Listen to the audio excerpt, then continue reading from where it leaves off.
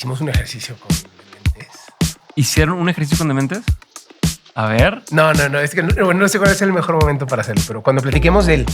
O sea, ¿ya corrieron datos o qué? Corrimos datos. A ver, escrapeamos. Ok, a ver.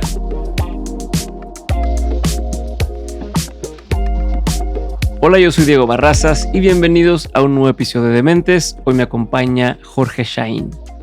Jorge es presidente de Only If, una agencia independiente de creatividad dedicada al desarrollo de estrategias de comunicación y ha sido galardonada tanto a nivel nacional como mundial en varias ocasiones. Me gusta hablar de lo que viene. Estoy muy emocionado con lo que está pasando con la tecnología, cómo se van desdibujando las líneas de los límites de lo que es el marketing o la comunicación. Han trabajado con marcas como Coca-Cola, Budweiser y Converse, entre muchas otras, pero rápido se van a dar cuenta que Jorge tiene una forma muy interesante de ver el mundo de la publicidad y la comunicación. Yo tengo una capacidad de comunicar y esa capacidad de comunicar es una plataforma que puede resolver muchas otras necesidades. Eso es lo que yo vendo. Además, su historia no es como la historia de cualquier publicista, pues él se ha brincado muchos pasos en varias ocasiones. Nunca vas a estar listo para poder tomar la decisión listo y consensuado. Dale. Es un avión que vas construyendo mientras vuelas. No tengo duda de que voy a tener que volver a invitar a Jorge para grabar más episodios con él, pero por lo pronto los dejo con este, que me dejó con otras 35 ideas más por explorar. Espero que lo disfruten. El marketing o la comunicación o qué es realmente lo que hacemos aquí, lo enfocamos, y con la tecnología cómo está evolucionando muy cañón. O sea, contarte de lo que viene. Hicimos un ejercicio con dementes. Uh-huh. ¿Hicieron un ejercicio con dementes? A ver. No, es que no sé cuál es el mejor momento para hacerlo, pero cuando platiquemos del qué viene... Pero ya hicieron un ejercicio. O sea, ¿ya corrieron datos o qué? Corrimos datos. A ver, escrapeamos. Ok, a ver. Escrapeamos 190 entrevistas de dementes. Okay. Le sacamos todo el texto. Esto se lo platiqué al equipo. Les conté que iba a venir todo esto y el viernes, literal, a las 8 de la noche iba en la carretera y se me ocurrió. Y oye, si Diego y el equipo han traído a 200, 190 los de las mentes más interesantes de México, uh-huh, qué interesante sería no quedarme como espectador y quedarme con esos gramos de sabiduría que me dio cada uno, sino poderles preguntar a esas mentes, ¿no? uh-huh. Entonces, de toda esa data la bajamos y entrenamos a un robot Uh-huh. para que les pudieras preguntar. O sea, onda chat GPT, pero bajado a dementes. Ok. Está muy interesante. No vaya a venir eso. No, y fue un ejercicio que, y gracias a todos los del equipo que lo hicieron, porque la verdad es que lo resolvieron muy bien. Me da mucha curiosidad. Pero pues, está muy padre. Y funciona, ya. O sea, bueno, alguien puede. Bueno, es eructa, como decimos normalmente, o sea, todavía saca barbaridades, pero creo yo que es un gran primer comienzo. Tienes ahí a 200 personas para preguntarle y te saca el extracto de dónde salió. Mira, no sé la intención de esto, ya estamos grabando, pero me parece una excelente forma de vender. Quiero saber, parte de lo que quiero entender es justo cómo fuiste creciendo, cómo fuiste llegando a proyectos y demás. Y creo que aquí es una muy buena forma de entrada a ver, esto me parece genial porque me gusta. Oye, pues chingón, si te gusta, para poder seguir desarrollando requiere esto y requerimos estos recursos y tal. Pero pues como, ok, va, ¿qué hacemos? ¿No? Entonces, ¿cuándo te diste cuenta que podías hacer esto? Y si lo hacías con las marcas. Se me hace bien chingón. A ver, ha cambiado mucho. A lo mejor fue como un meta tal, pero... Ha cambiado mucho. Soy una persona muy curiosa que tengo la ventaja y la capacidad de preguntarme, ¿y qué pasa si? Uh-huh. ¿Y qué pasa si? Y muchas veces creo que como están los modelos educativos o como nos educan o como quieras llamarlo, como que no nos damos el chance de preguntarnos ¿y qué pasa si? ¿No? Como que te pones 25 filtros delante de ti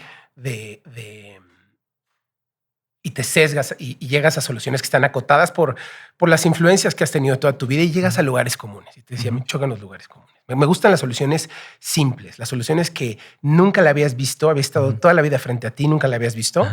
Y cuando la ves dices, sí, mames, el cómo no se me ocurrió a mí, me encanta. Eso. Me encanta poderle generar a alguien Es el que cómo era no bien se me obvio, ocurrió. pero no Exacto. lo hiciste. Entonces, Ok. platicando y viendo que iba a venir al podcast, dije, oye, me gustaría ver, después de 200 capítulos, si bien la gente que está aquí o que sigue el podcast tiene características muy particulares, ¿cómo hago para no ser redundante? ¿No? Qué hueva que vean otra vez lo mismo dicho de otra manera. Entonces, pensando, iba a la carretera y dije, ¿por qué no entrenamos al robot para que alguien pueda hacer ese scrapping, ordenar la información y que ya te dé una respuesta, ¿no? Y que te dé como, lo pensé primero muy fácil, como cuáles son las palabras más usadas, cuáles son los consejos más dados. Y así lo propuse al equipo y el equipo me entendió, se emocionaron, lo intentaron.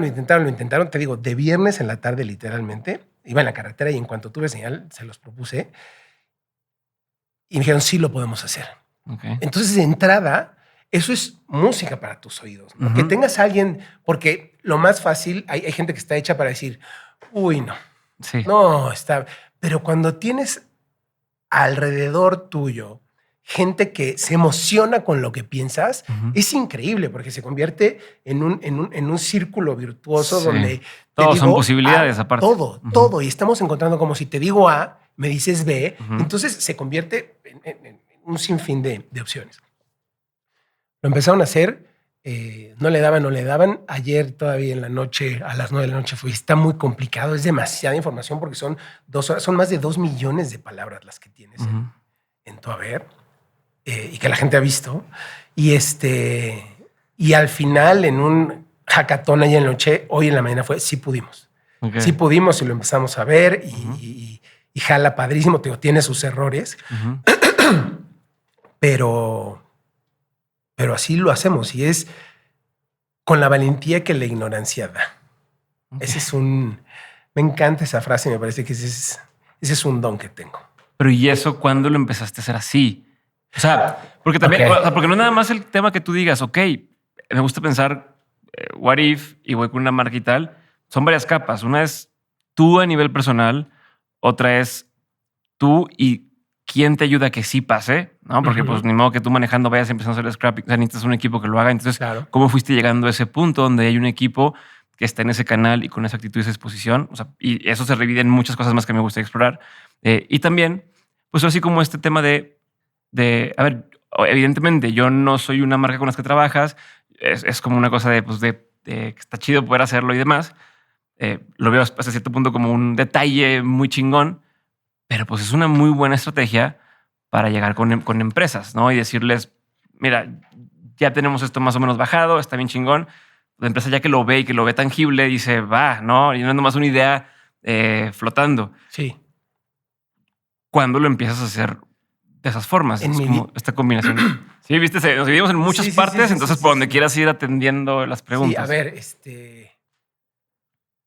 me gusta encontrar cosas que le emocionen a la gente. O sea, primero encuentro esto que me emociona, que siento ese got de aquí hay algo. No lo he visto, no me suena, estaría padre. Si te lo puedo contar, tú yéndote hacia la puerta porque te tienes que ir y te tengo que gritar algo y eso que te grite te emociona, ahí hay algo. Y esa es un poco la métrica. Tengo que podértelo contar porque te estás yendo y te tendrías que regresar por lo que te dije. Desde ese planteamiento tan sencillo, después lo puedes ir complejizando, pero tienes que partir de algo sencillo que emocione.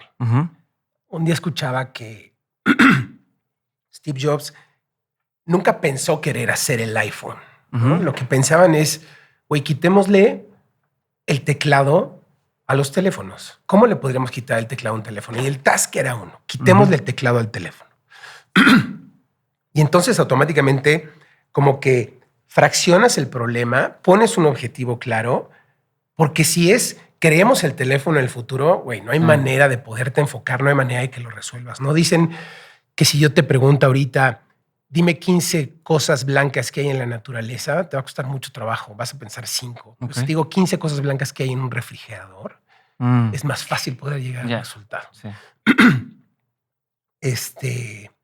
Entonces, así lo pienso y de manera muy automática y tiene sentido, Porque las cosas no tienen que ser complicadas. Las cosas, si de inicio tienen un sentido y te lo puedo contar y lo puedes entender, hay algo. Creo que la gente, lo que es rebuscado esconde cosas, ¿no? Entonces, lo simple tiene una magia.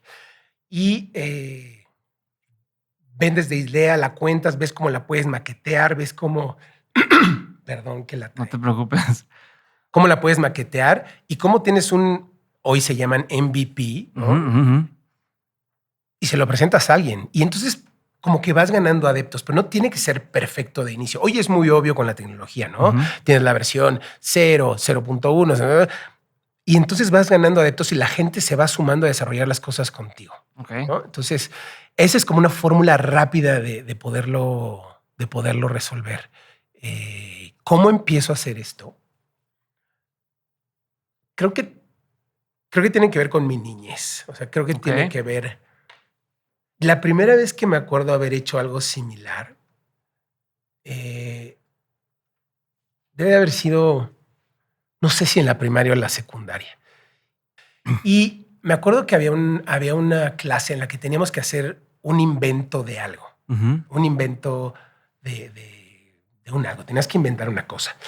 Y me acuerdo que en un viaje en avión había visto en una revista de estas de Fly Magazine, no me acuerdo, donde venden rednecadas, ¿no? Horrorosas que nadie mundo necesita.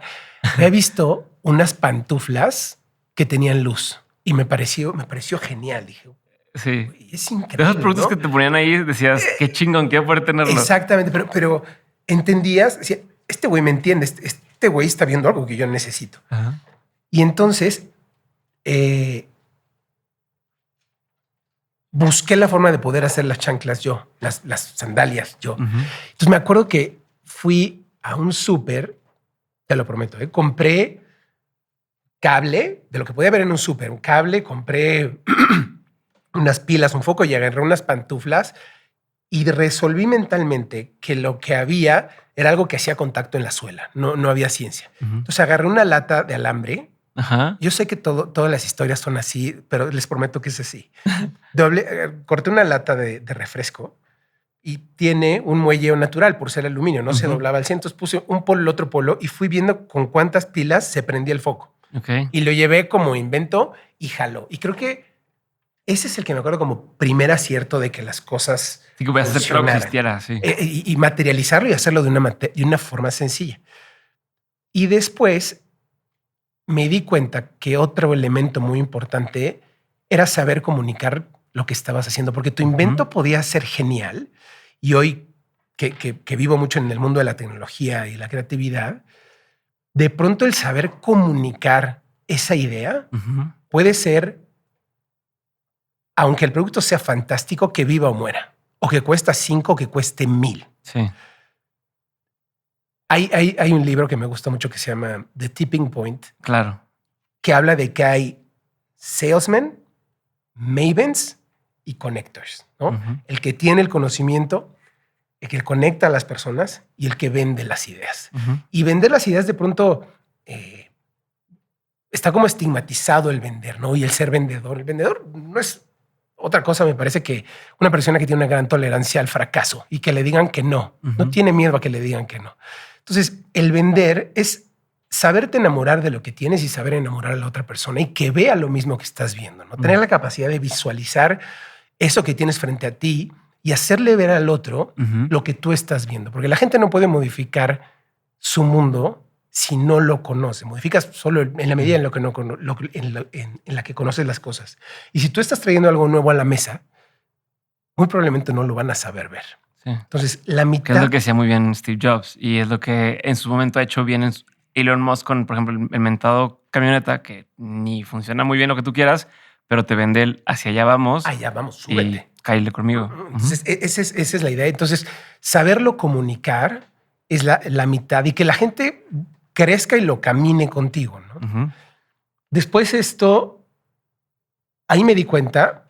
¿Pero cómo te diste cuenta que necesitabas aprender a comunicarlo bien? Creo que yo desarrollé la habilidad de comunicar por necesidad. O sea, yo vivía en una casa donde la formación era estricta. Creo que qué bueno que fue estricta porque si no habría sido mucho más complicado. Y ¿Vivías con tus papás, tu mamá vivía con mis y papás, tus hermanos? Sí, todo. ¿Tienes Yo tengo una hermana. Ujú.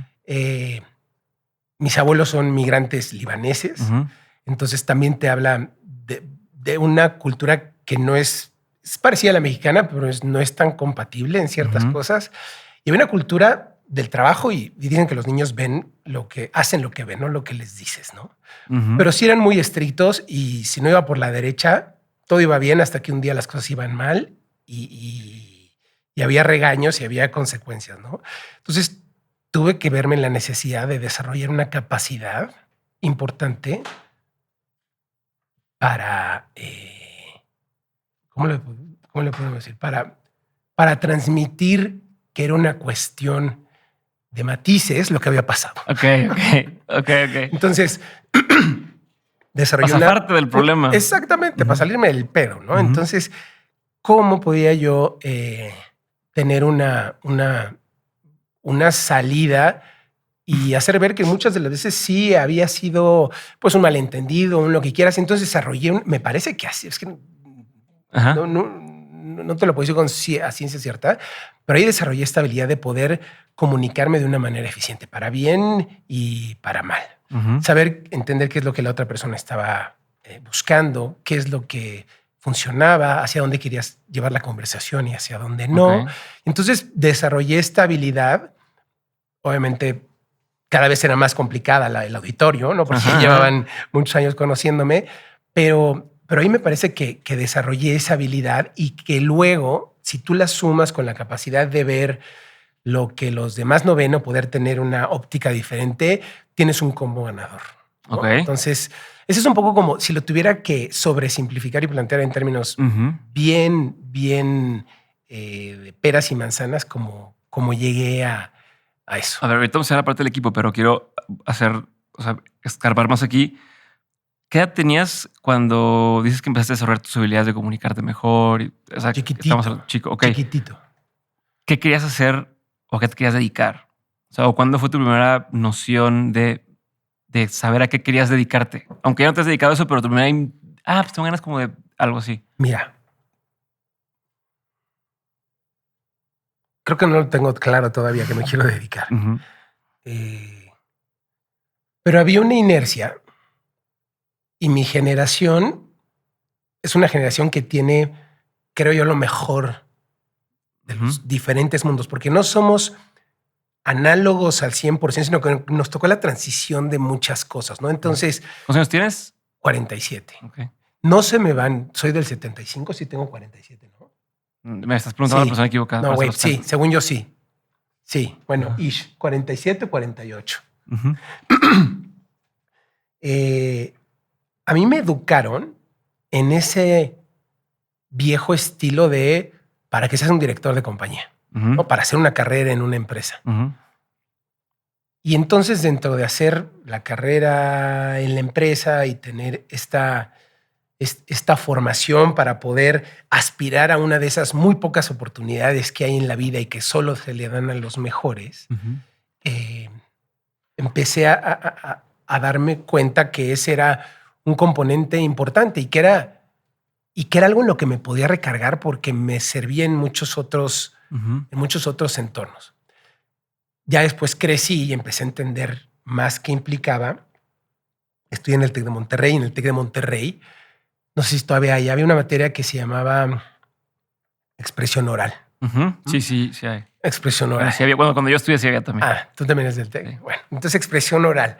Y después habían unos concursos que se llamaban discursos para la persuasión. Y eran unos concursos eran muy importantes en el TEC porque era a nivel campus, entonces ibas todos contra todos y después a nivel región y luego a nivel nacional y la final era en Monterrey y bueno, en el TEC, que es emprendedurismo y era como súper importante. Y entonces ahí encontré una profesora que me dio mucho vuelo con eso, ¿no?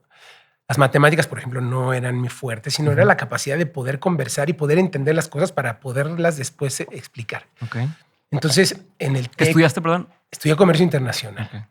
Estudié comercio internacional, después un MBA con especialidad en negocios digitales y luego una maestría en finanzas. Pero ya estamos hablando. No, pero sí, Ahora regreso. Y Ya se me olvidó cuál era la pregunta.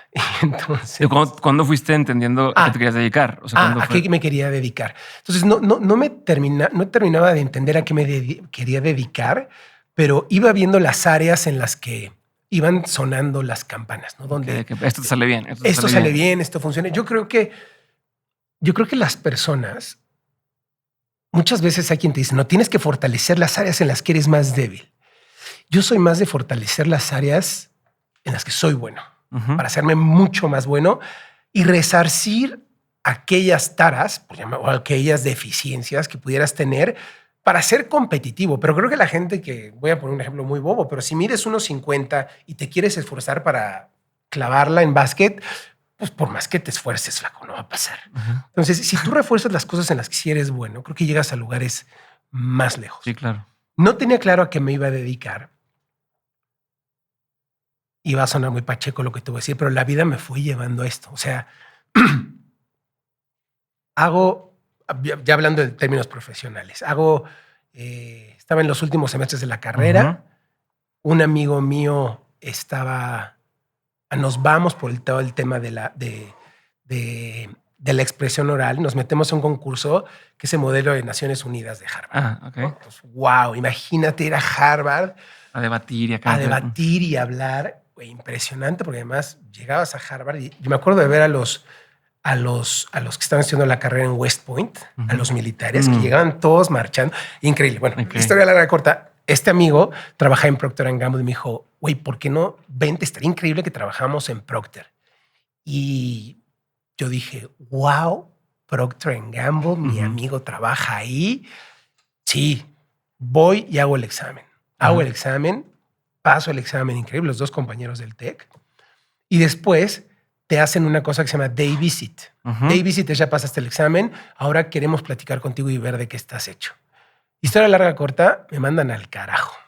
¿Por? Güey, no sé. Hasta el día de hoy no lo sé. No te dicen, no tienen feedback, nada más, bye, gracias. Y son preguntas analíticas y son preguntas muy de, si quieres conocer la participación de mercado, pero nada más tienes una calculadora y un chicle, ¿cómo lo harías? ¿No? Entonces, es lógica y entiendo que quieren ver tu forma de tu proceso, de cómo vas haciendo. Exacto, de asset. El caso es que me mandan de paseo y me dolió muchísimo, me rompió el corazón. Y hoy entiendo, y después leí algo que dije, esta fue como una lección que me dijo por dónde ir, que es avoid the tyranny of being chosen, choose yourself, ¿no? Tienes en Twitter. Entonces, sí, o sea...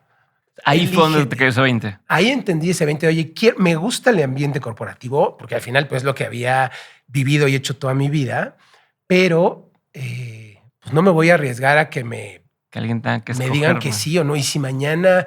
Hoy es más fácil. Si mañana me dan una patada en el trasero, ¿qué hago? Y hay un tipping point, hay un punto de quiebre muy importante que es en el TEC, empiezo a trabajar en radioactivo. Estando en el TEC. Estando en el TEC. Después de esta experiencia. Después, ya como más o menos en el Inter. Okay. En el Inter, el TEC era de las primeras universidades en tener internet. ¿No? Entonces, me acuerdo la locura de la primera vez. No soy tan viejo, o sea, suena como que estoy hablando de la prehistoria, pero no es así. La locura de sentarme frente a una computadora y decir, no mames que le puedo preguntar lo que sea a esto. ¿Qué le pregunto? ¿Qué le pregunto?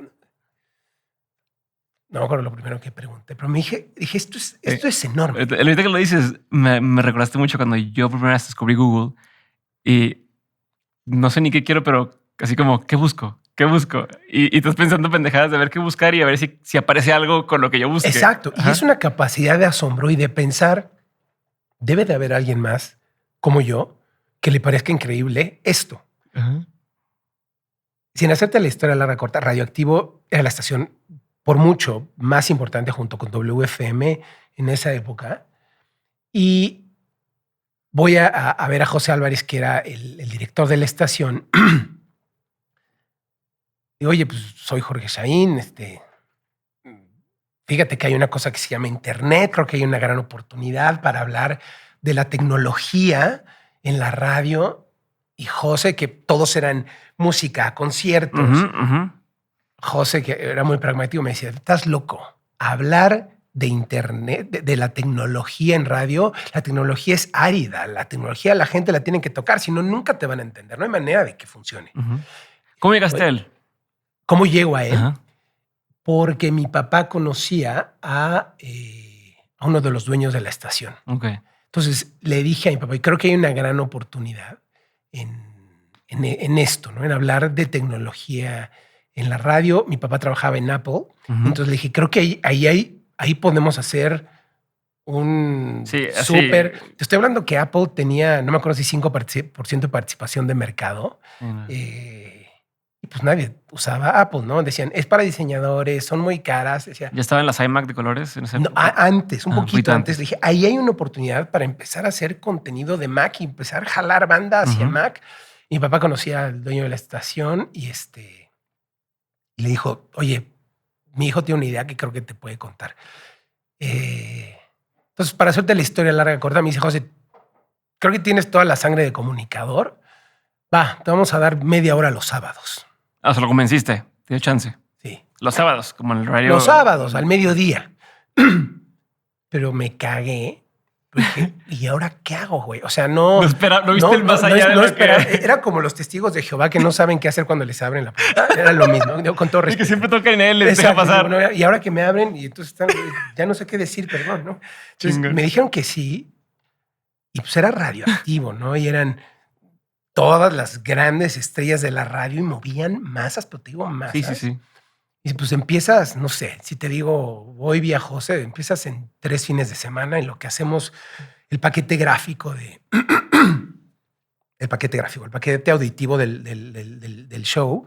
Y pues lo vas a hacer con David, que es la persona que llevaba la página de internet, y el Boy, que en ese momento creo que era el productor de la estación. Y lo empezamos a hacer, se llamaba @, era Internet, Computadoras y Nuevas Tecnologías. Güey, nos sentábamos a platicarle de páginas de internet a la gente y regalábamos módems y era muy, muy chistoso, muy naive, y todo fue muy bien hasta que un día fue el primer aniversario de @. Y el Cha, que es un gran amigo, nos hace las playeras. Digo, vamos a unas playeras de @ para celebrar. Entonces se nos hacía muy chistoso que tenían name tag y decía, soy locutor de @, ¿no? Entonces decían, soy locutor de @. Y entonces hicimos las playeras y le invitamos a la gente que venía por las playeras y pensamos, pues era tecnología, la tecnología era árida, Y la gente le dijimos que venían por playeras y no sabes la cantidad de gente que era. O sea, sí. Eran ¿Tú te imaginaste que no te escuchaba tanta persona? Me imaginé que era muy poca gente y era mucha la gente que iba. Muchísima la gente que iba. Después mueven la estación de radio. Esto estaba... Fue cuando lo compraron. No, fue antes. No, fue... O sea, porque duró un año el programa. No, el programa duró 7 años. Una cosa así al aire. Pero después creció, fue jalando. Después la estación la movieron a Prado Sur y antes estábamos en Casa del Carajo en el Eje 6, trabajadoras sociales, la movieron a Polanco y entonces invitamos a Prado y entonces invitamos a la gente porque era una cabina que además veía al público hacia afuera y le decíamos a la gente, vengan a vernos. Llegaban taxistas, llegaba una cantidad de gente brutal. Le decíamos, ¿qué es esto, güey? O sea, estaba muy cañón, muy bien. El programa funciona y ahí entendí por qué funcionaba el programa. Lo único que hacía yo era explicarle a la gente algo que yo no terminaba de entender, pero me tenía que sentar a entenderlo para poderlo explicar, hacerlo mío y podértelo contar. Partiendo de la necesidad de que la gente quería saber de ello. Empieza a funcionar muy bien y me veo en la obligación de entender de tecnología, pero al dedillo. En algún punto, José, que al principio te dijo que no, te dijo, no, si tienes razón. O sea, se acercó contigo para decirte algo. No era como muy apapachador, pero después tuvimos 2 programas a la semana y ya íbamos después del horario estelar, después de Olayo, a las 8 de la noche. Y ya no me acuerdo, pero en algún momento llegamos a tener más rating. O sea, era un programa del mayor rating de la estación. Entonces jalaba muy, muy bien. Entonces creo que era mucho más complicado mantener, o sea, era no tan complicado mantener 1 hora a la semana con el nivel de audiencia que queríamos versus 3 que hacía Olayo, ¿no? fue una etapa increíble, ¿no? Porque ahí pues eran las fiestas de Radioactivo, imagínate. Ya no se hacen, pero en esa época eran las prepas, hacías fiestas de barra libre, ¿no? Eran terrenos baldíos. Terrenos baldíos, ponías un DJ, cerveza, tacos de canasta y pagabas 150 pesos o 200 y la gente y iban por miles. Hoy las marcas se lamerían los bigotes porque eso seguiría existiendo, ¿no? Y si luego le sumabas la ecuación de las estaciones de radio y tú transmitiendo en vivo desde las fiestas y tú con 20 y pocos años, claro. Era la locura, ¿no? Perdón que te interrumpa, pero me da curiosidad, ¿por qué dejaron de existir estas fiestas? ¿Tú por qué crees? Yo creo que por un tema, por salud, por sanidad mental y no sé, pero yo me acuerdo que íbamos en esa época a las cerveceras y tú como chavito llegabas. Y te Buenas tardes, señor. Y no, y te daban, llegaban los camiones con las hieleras, hielo y la chela, no me acuerdo si te la daban a costo, pero era lo más irresponsable del mundo. O sea, y eras un chavito y salías, entraban, no sé, 5,000 personas, 7,000, y el concurso era ver quién mete más gente. Entonces ya estaban 13,000 personas. Ahí conozco, otro punto muy importante, ahí conozco a Pablo, un gran amigo mío, Pablo González, y él tenía un sonido para fiestas de chavitas que se llamaba Spage. ¿No? Entonces eran todos niños prepis, muy buenos bailarines y bien parecidos. Y él ponía el sonido en las fiestas, ¿no? Entonces, ese fue como un primer amigo muy importante en todo lo que sucedió después. Y te digo, las cancelaron, gracias a Dios, porque yo creo que ahora sería algo muy irresponsable que siguiera existiendo. Y pasó el tiempo. Viene el crash del Internet, el Internet Bubble del 2000, y sale la oportunidad de ir a estudiar la maestría a Barcelona. Estaba como parado todo. Abrimos una primera agencia, le decíamos nosotros, de marketing digital. Pero a ver, ¿qué pasó con la radio ahí? El radio seguíamos en el radio. Entonces era un gran escaparate el radio porque ya tenía cubierto el mercado de la tecnología y nos buscaban muchas marcas de tecnología. Sí, porque nadie hablaba de eso. Nadie. Entonces Motorola, las computadoras, el mismo Mac, todo el mundo decían, oigan, nos interesa anunciarnos con ustedes. Empezaba el boom de los videojuegos. Entonces teníamos llegada a grandes presupuestos. Claro. Entonces, mientras tú tenías una estación de radio que hablaba de música y todos eran melómanos y los conciertos, de pronto había un oasis raro que eran unos güeyes hablando de tecnología. Y también yo era el raro. O sea, fue como mi familia. Radioactivo fue un gran lugar donde aprendí. Fue la mejor universidad. Pero yo era el único que estudiaba. Bueno, no es cierto. Igual estoy diciendo una burrada. Pero yo era el único. O sea, si todos tienen que poner una etiqueta, todos vivían en la música y en los conciertos y los festivales y melómanos. Y yo pues era como el nerd. El nerd, el chavito fresa que estaba en la universidad y que además iba a hacer el programa. Pues estaba chistoso y la verdad es que me recibieron increíblemente bien. Nos la pasábamos increíble, ¿no? Pero ahí tenía yo un edge. O sea, ahí yo, dentro de un entorno que funcionaba, que estaba, si tú quieres, saturado el mercado de música con gente que sabía muchísimo de música, de pronto yo era un outsider que entendía de tecnología y que podía platicar de tecnología, pero además era el de la universidad, ¿no? Entonces tenía cierto uniqueness, ¿no? Que creo que eso es clave. Sí. El tener un edge. Un día platicaba con un señor y me decía, ¿y cuál es tu gracia? Todos tenemos una gracia. ¿Cuál es la tuya? Y el entender esa gracia y cómo esa gracia te diferencia del resto. ¿Pero tú sabías en ese momento que tenías esa gracia o no, hoy lo ves en retrospectiva? No, yo sabía en ese momento que pues yo tenía esa gracia porque era el que estudiaba. Y te apalancabas de eso. O sea, sabías que eso era tu fortaleza ahí. Ajá. Y si hoy lo reflexiono, siempre busco cuál es ese edge, ya después llevado a las marcas, ya después.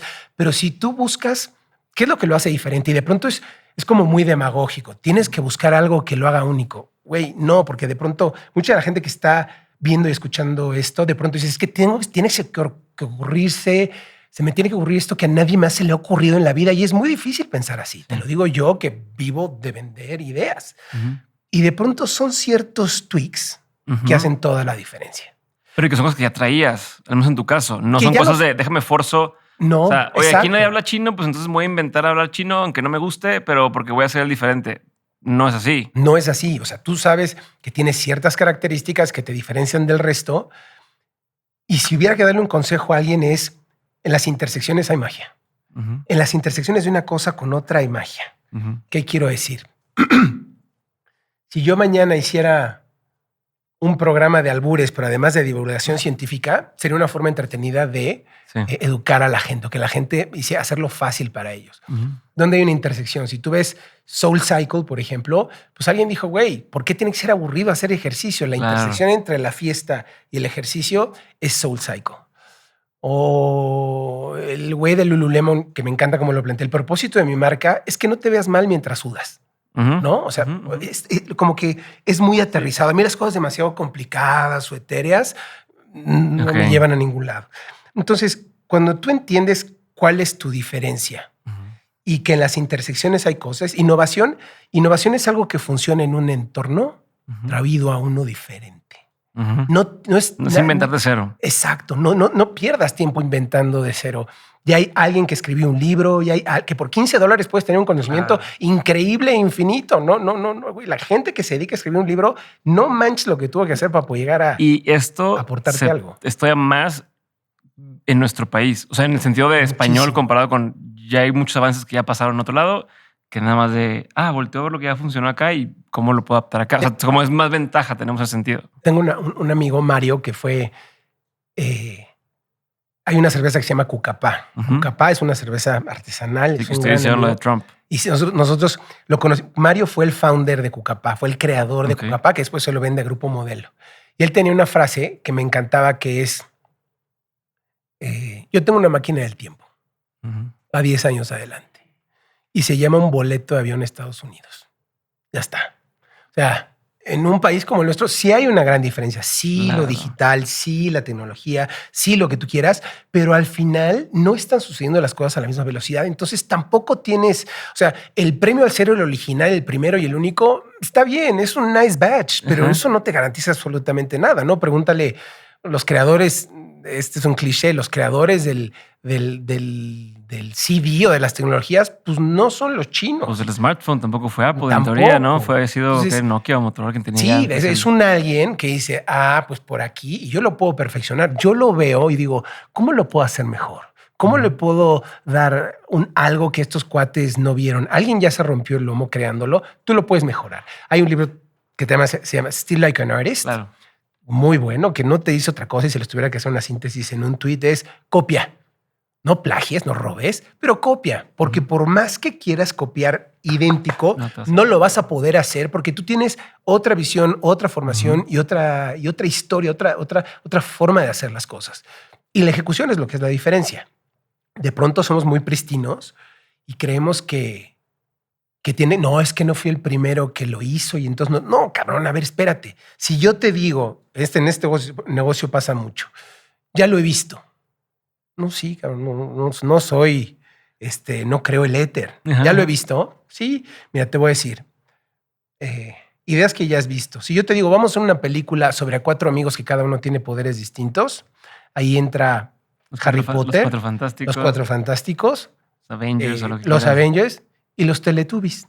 Ujú, Todas esas es la misma idea. Ujú. La ejecución es muy diferente. ujú. ¿A qué voy? Que hay grandes oportunidades disfrazadas y de pronto es tan sobrecogedor el tener que inventar lo que nadie ha hecho Ujú. que te paraliza. Pero si tú lo logras fragmentar y llevarlo a pequeños espacios de le quiero servir a cierto grupo de personas, quiero ser lo máximo para unos cientos o para unos miles, es 1000 veces mejor ser eso que ser X para el resto, ¿no? Entonces, Claro. y ese nicho crece y ese nicho va a evolucionar y vivirá una cantidad de tiempo determinado. Después podrás evolucionar, pero es algo que en lo personal me parece que facilita muchísimo las cosas y cómo plantearlas y cómo hacerlas crecer. ¿Cómo entendiste esto también? ¿Cómo lo entendí? A base de chingadazos y a Ok, base de... ¿no? ok. ¿Cómo lo entendí? Haciendo la retrospectiva pues, ¿cuál era mi edge? A ver, cuando... Ya otra vez estamos saltando... No, porque así va a cuánticamente. ser, vamos a estar ok. dividiendo, pero... Me doy cuenta Hoy soy el director de una agencia y nunca trabajé en una agencia. O sea, esa ya es la máxima expresión. Con la valentía que la ignorancia da, de pronto... bueno, no, me voy para atrás. Va a ser más fácil para el que va a editar, porque si no le va a dar un dolor de ñoquis. No te preocupes, no editamos así. Todo va a ir así. Ok. La máxima expresión de eso es con OnLeaf. Me voy un paso para atrás para que te cuente cómo nace OnLeaf. Me voy a estudiar la maestría a Barcelona y van muy bien las cosas en la maestría y conozco un grupo de compañeros y todos tenían la inquietud de empezar a hacer algo. Uno de ellos trabajaba en una línea aérea que se llama Cathay Pacific, una línea aérea de Hong Kong. ¿La radio la hacías a distancia? La radio la hacía a distancia. Todavía la estuve haciendo como un año, pero era muy cansado porque me tenía que despertar muy tarde para hacer los enlaces de radio. Entonces ese episodio se terminó ahí la radio, pero ya había aprendido todo lo que tenía que aprender. Ya tenía las tablas necesarias para poder seguir mi camino. Me fascina la radio, me encanta construir y narrar historias y esto me enloquece. ¿Tu amigo del... mi amigo de la maestría trabajaba en Cathay Pacific y nos decía, oigan, yo le vendo los boletos a mucha gente de España que se va a Hong Kong a comprar cosas. Es la gran fábrica del mundo. Con este nivel parece obvio, ¿no? Oigan, ¿por qué no hacemos algo? Y entonces, sí, claro, estaría buenísimo. Entonces estábamos todos estudiando y se prestaba mucho. Era un ambiente muy propicio para pensar cualquier bobada. Todo se que vale. Es hacer, esto. ¿no? Es el OnLeaf de que todo se puede hacer. Exactamente, todo se puede. Y entonces él decía, yo veo que mucha gente se va de aquí y no necesariamente son los más preparados, ni es gente que sean ingenieros. Y me acuerdo que decía, hay una persona que se va a comprar zapatos para Zara. Y el precio de los zapatos, no me acuerdo si era en esa época. El juez me cuenta que el precio promedio son 50 centavos. Decíamos, güey, ahí hay un margen, hay un algo para empezar algo. Entonces empezamos a ver si había un producto para bebés que pudiéramos comercializar. Y entonces, no me acuerdo cómo, llegamos a un chupón que cuando el bebé lo tiraba, se cerraba solo. No había forma de que tocara el piso. Era una pendejada. Pendejada, güey. Para hacerte la historia larga, abrimos una compañía que después el concepto era productos de compra por impulso. Lo que hacíamos era ir a China, a Hong Kong. Bueno, primero a Hong Kong. Íbamos a Hong Kong. A las ferias. A las ferias. Son ferias de una semana, 7 pisos. Y entonces... ¿No te has escuchado al güey que hizo esta... No fue Wired. Una que sea un chorro de reseñas de tecnología y que luego lo compró un grupo grande. ¿Qué es el nombre? Pero el punto es que el güey decía que si quieres aprender tecnología, o al menos en esa época, no era que leyeras lo que las revistas gringas. Decía, vete a Hong Kong, a China, y en esas ferias vas a ver la tecnología que luego agarran acá y le incorporan en Estados Unidos en ese entonces. Exactamente. Pero no sé si y ahora debe ser muy similar. Entonces, vamos a ver qué hacemos. Pues, tenemos que encontrar productos que tengan onda, que tengan cierto swag, que tengan cierta apetitosidad y tienen que vivir cerca de la caja registradora. Esa es la compra por impulso, ¿no? Lo que tú llegas y dices, ay, qué mono, lo agarras, el precio no genera una resistencia y la novedad es lo suficientemente buena como para que estés dispuesto a ese desembolso que no te... La libretita de no sé qué. En esa época eran unas estampitas que se ponían atrás del teléfono celular y se prendían cuando sonaba, que se supone que absorbían las radiaciones del celular. Me da igual. Entonces, eran productos que nos tenían que costar más o menos 50 centavos, porque ese era el número que nosotros teníamos en la cabeza, y traerlo y venderlo en 5 euros. Entonces, era el margen porque no teníamos la posibilidad de recoger el producto que no se vendía. O sea, era perdido. Era perdido lo que vendas y entonces tienes que tener ese margenzote para poder ganar lana. compramos un primer contenedor. La mamá de este amigo nos prestó el dinero, todos catalanes, yo mexicano, y fuimos, echamos a andar eso, empezamos a traer accesorios para teléfonos celulares y los vendíamos en gasolineras, estaciones, kioscos y tiendas de dulces, ¿no? Donde venden el tabaco. Y encontramos un distribuidor, hay pocos distribuidores, muy pocos distribuidores que manejan ese canal. Okay. Y entonces es todo un modus operandi, le caímos muy bien, le gustaban los proyectos, le gustaban los productos, digo, yo los distribuyo. Y fue un buen negocio y empezó a funcionar durante un muy buen rato, ¿no? Entonces ahí aprendí esa parte de pues, hacer marketing sin dinero. O sea, lo que puedas decir, que el producto tenga la suficiente apetitosidad para que de verlo lo quieras comprar. Y funcionaba. Entonces ahí ganaba una lana, me iba bien. Además me daban lo que me depositaban mi jefe mensualmente para la escuela, entonces ya iba ganando más lana. Y se termina el MBA y me ofrecen una beca. Hoy nos gusta tu forma de ser y de hacer y me ofrecen una beca. Ahí mismo. Ahí mismo. Para quedarte más tiempo. Para quedarme más tiempo. Okay. A cambio de ser el adjunto del director de la maestría.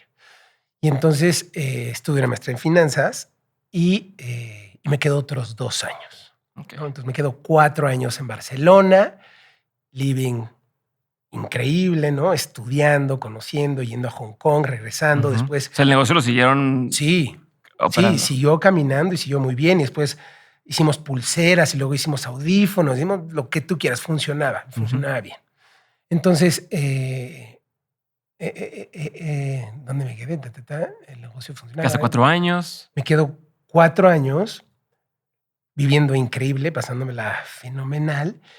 Y empieza a evolucionar el negocio. Y Hong Kong es como la zona fresa, ¿no? Donde empiezas a comprar en Hong Kong, que es como tu iniciación, pero el negocio está en China, está en mainland. Y entonces empezamos a ir a mainland y a buscar nuevos. O sea, ya fueron a reducir costos. O sea. A reducir, exacto. Estaba buscando estas eficiencias. Historia larga, corta, fue un viaje increíble. Aprender a negociar, aprender a comprar, aprender a vender, a decir no puedo. ¿Quién sabía de importación? ¿Quién sabía de importación? Teníamos un agente aduanal. Te voy a decir. Porque luego también en China son de te lo pongo en ya sabes, como aquí, o te lo pongo en barco, no sé cómo se llama. FOB. O sí. Son como ciertas cositas que. Te voy a decir, una gran ventaja es que ahí el sistema, en España las cosas están hechas y el sistema funciona. Funciona. O sea, no tienes que ver cómo. Güey, aquí era tú mandabas el pedimento aduanal. Decían, oye, pagas tanto de impuestos, llega tal día, 1 o 2 días estaba el producto en la bodega. El sistema funciona. O sea, hay burocracia, pero existe, no es a través de mordidas. No, tienes que cumplir con estos requisitos. Señor, usted cumple, aquí está su producto. No hay un... Está cabrón que se me haga sorprendente. Todavía está más triste. Es muy cañón. Está triste que se me haga sorprendente porque así debería ser, pero pues así no es aquí. Exacto. Y entonces fue un gran primer laboratorio de ver qué se puede hacer, qué puede funcionar, qué ganamos dinero. Viste China, viste esto. Fui un día yéndome a Hong Kong. Me habla por teléfono Pablo, mi amigo que te conté de la radio. Un punto antes. Antes de irme a la maestría, nos contratan para hacer... había una estación de radio que se llamaba Pulsar FM. Pulsar FM eran 5, la promesa era 5 canciones continuas. Y eran socios los 2 grupos, MBS y ya no me acuerdo cuál era el otro. Pero eran socios, la historia larga corta, se pelean. Y entonces, pues cada quien sus estaciones. La idea era hacer un grupo consolidado entre ellos 2. No funciona. Cada quien jala para su lado. Y entonces... una de las estaciones que habían ocupado para hacer noticias se iba a quedar libre. El caso es que iban a perder la posición, iban a perder Pulsar FM. Y nos contratan para hacer Exa FM. ¿A quiénes nos contratan? Teníamos, es que no te lo dije. Antes de irme, tuvimos una primera agencia de marketing digital. De marketing digital, que te estoy hablando. Imagínate hablar de marketing digital en el 2000. Claro. La gente te decía... ¿no? Y eran interactivos en esa época, pero era el nicho en el que podíamos llegar más fácil porque era tecnología. Otra vez era el spin-off de la radio. Y entonces nos contratan. ¿Dirían que eran competidores ustedes de Grupo W en ese momento? Sí, era de Grupo... ¿Te acuerdas del Grupo W de Saltillo que metieron bien cabrón en el tema digital? No, pero competencia. Nosotros éramos así, Grupo W, yo creo que era muchísimo más grande. Nosotros éramos muy chiquititos, pero era ese mundo de los interactivos, de las computadoras en el punto de venta. Y me acuerdo que hicimos algo para una línea de maquillaje, ¿no? Que le pudieras ver cómo se veían los distintos colores del maquillaje. Está bien, eso como ahorita otra vez vuelve esa onda de que te lo puedas probar y tal. Pero yo recuerdo esa época en la que te ponían ese tipo de cosas, ¿no? Que te decían, no vas a poder hacerlo. Muy limitado, pero era lo que... Es lo que la promesa de que... ¿no? Y era la experiencia de marca y poderlo llevar al punto de venta. Y tenías una Mac en el mostrador, lo más antiestético del mundo, pero bueno, ese era como ese entorno. Y entonces dentro, pues éramos muy buenos, éramos muy creativos y éramos socios en esa agencia pequeñitita, Olayo, Krusty y yo, si no mal recuerdo, más o menos. Y entonces nos contratan para hacemos esta agencia, nos cae el proyecto de hacer EXA. Imagínate hacer la estación que iba a competir contra Pulsar FM. Y entonces se nos ocurrió hacer esta estación de radio que decíamos, bueno, así, ¿eh? Y así, no por obvias, son menos relevantes las ideas. Oye, pues, si Pulsar FM son 5 canciones en línea, pues hagamos 6, güey.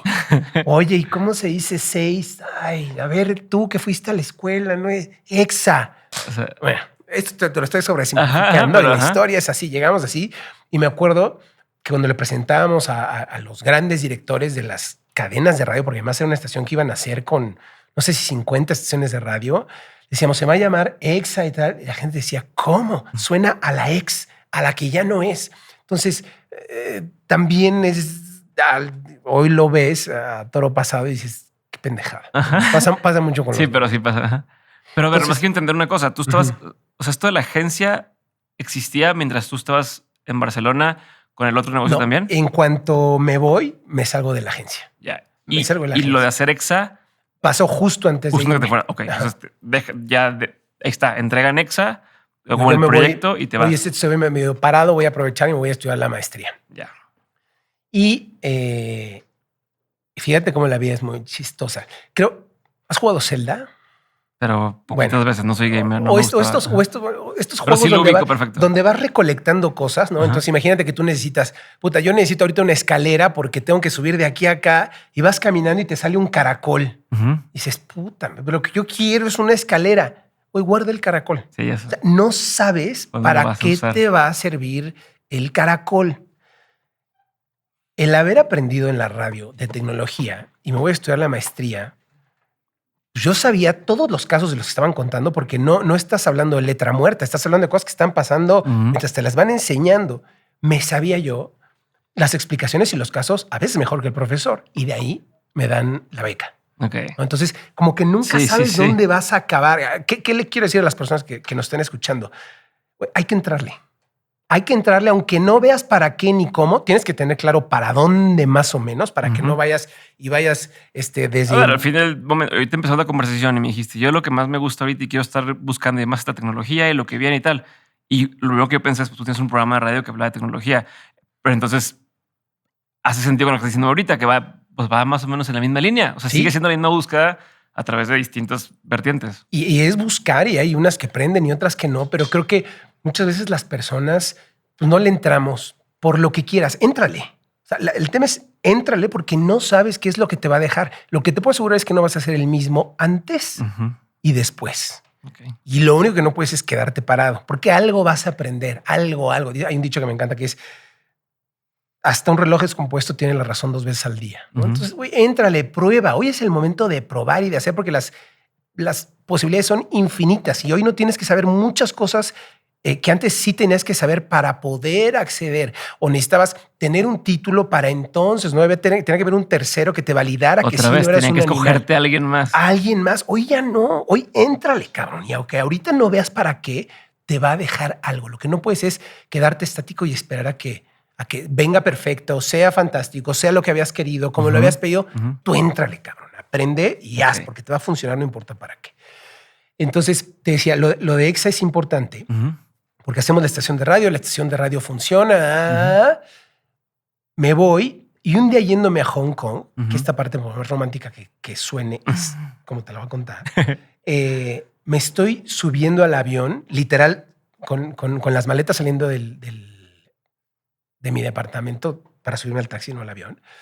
Y me marca Pablo, me dice, oye, güey, nos acaban de dar el chance de hacer la tele, el canal de televisión de EXA FM. Queremos hacer la competencia de MTV de México para los mexicanos. Güey, creo que está muy bueno. Vente y lo hacemos. Le dije, güey, me estoy por subir a un avión. Voy a Hong Kong. Tengo mi vida mi negocio acá, mis hecha, cosas. Güey.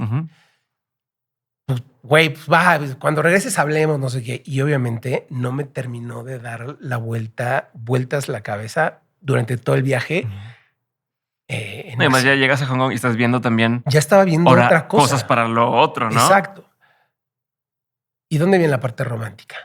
Regreso y me encuentro una carta de mi casero, me tiraron debajo de la puerta, diciéndome que habían vendido el edificio y que me quería ver el casero. Entonces, en España tú tienes un contrato por 10 años y tu contrato no te puede sacar el casero. Entonces te compran el contrato.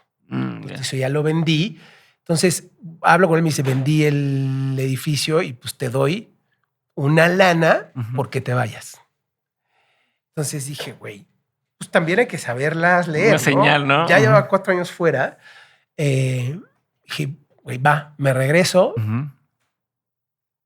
Nos regresamos llego aquí un 9 de mayo. ¿Cuando dices nos regresamos? No, me regreso, perdóname. No, me regreso. El 9 de mayo estoy aquí y el 10 de mayo tenemos una primera reunión con la gente de Microsoft porque estaban por lanzar el primer Xbox. ¿no? Y entonces estábamos viendo cómo lo podíamos hacer. Este es un episodio fascinante porque literal nos dicen, como te lo voy a contar, hagan un canal de televisión. ¿Cómo, cabrón? O sea... ¿Xbox les dijo eso? No. O sea, MBS nos dice, hagan EXA TV, pues hagan un canal de televisión como puedan, como quieran. Aquí hay 3 chicles, un chocotorro, 2 cámaras y hagan lo que quieran. Entonces fue soy muy suertudo también. Qué buenas oportunidades. Tenía 29 años, iba a ser el director de un canal de televisión para chavitos.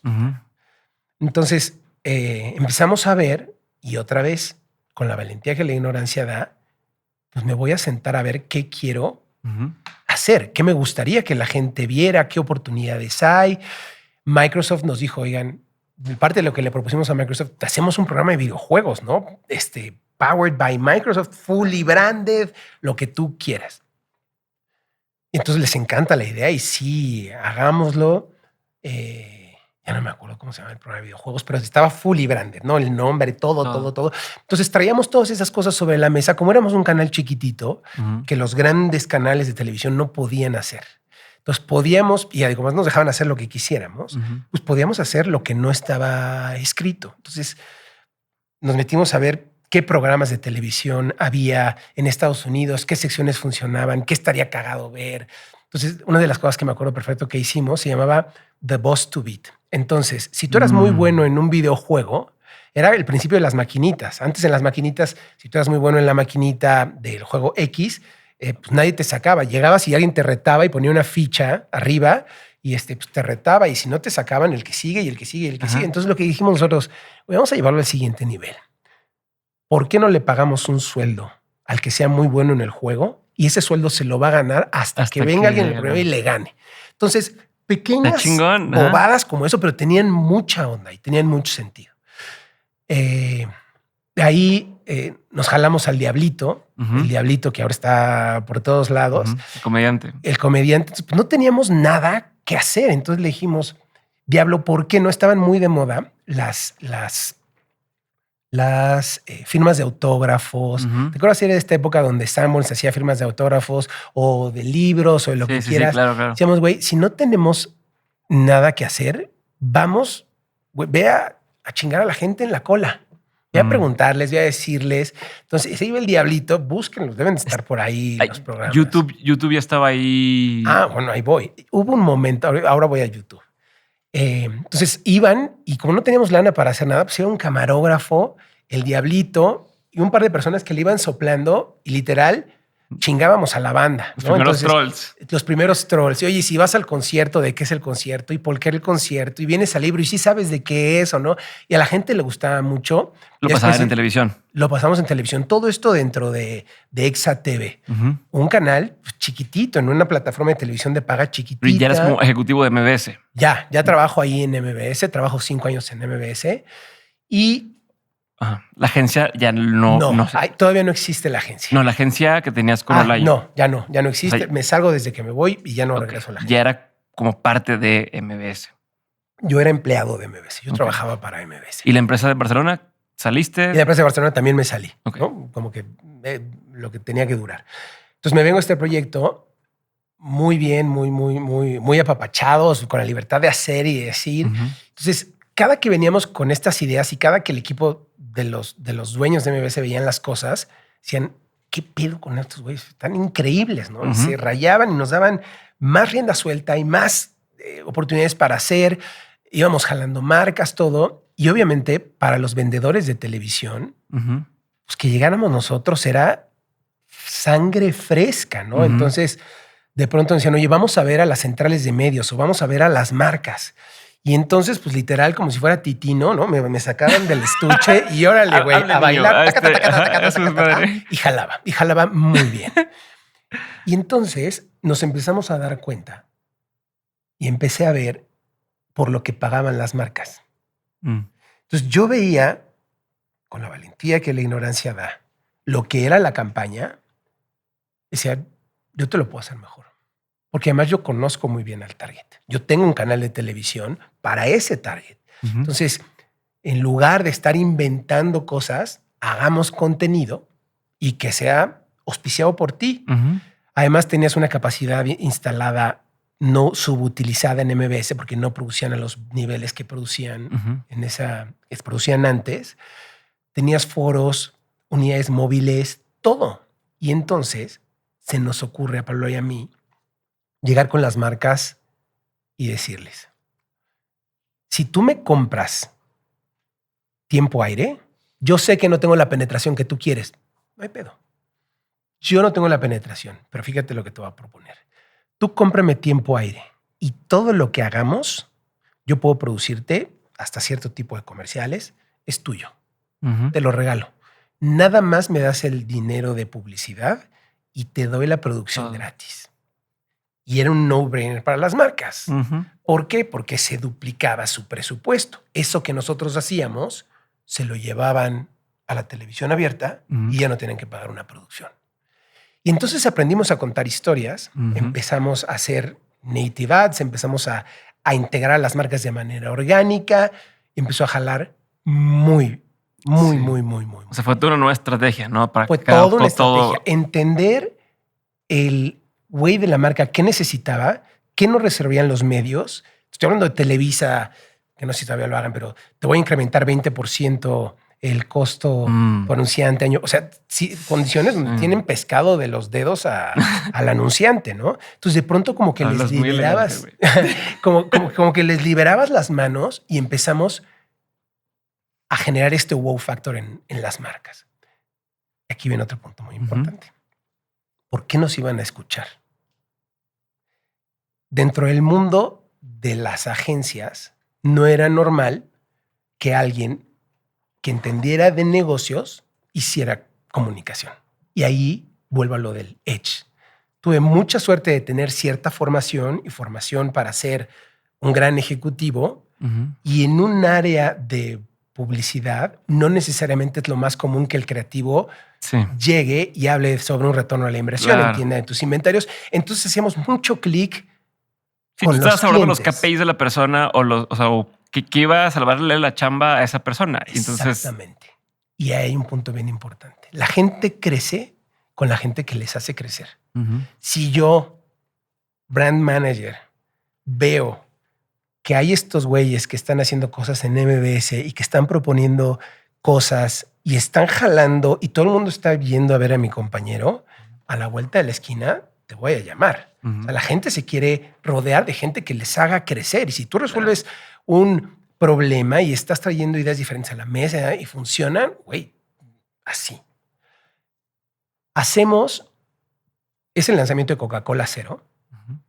Y uno de nuestros clientes con los que más clic hacíamos era Coca-Cola. Y nos decían, es que son lo más cercano a clientes sin ser cliente. Y entonces nos entendíamos muy bien con ellos. Desde MBS.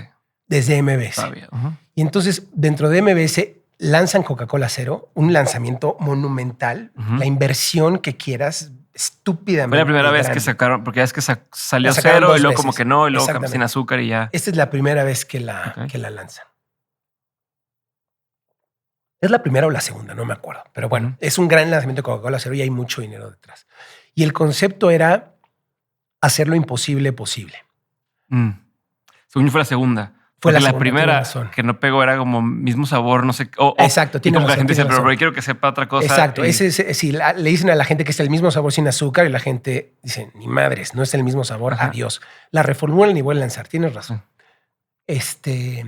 Lanzan otra vez y el concepto era hacer posible lo imposible. Entonces Pablo y yo, sin sesgo alguno, porque esa es la gran ventaja, güey. No somos de agencia, entonces un martillo a todo le ve cara de clavo. Nosotros no. Entonces decimos, oye, güey, si el concepto es hacer imposible lo posible, ¿qué podemos hacer?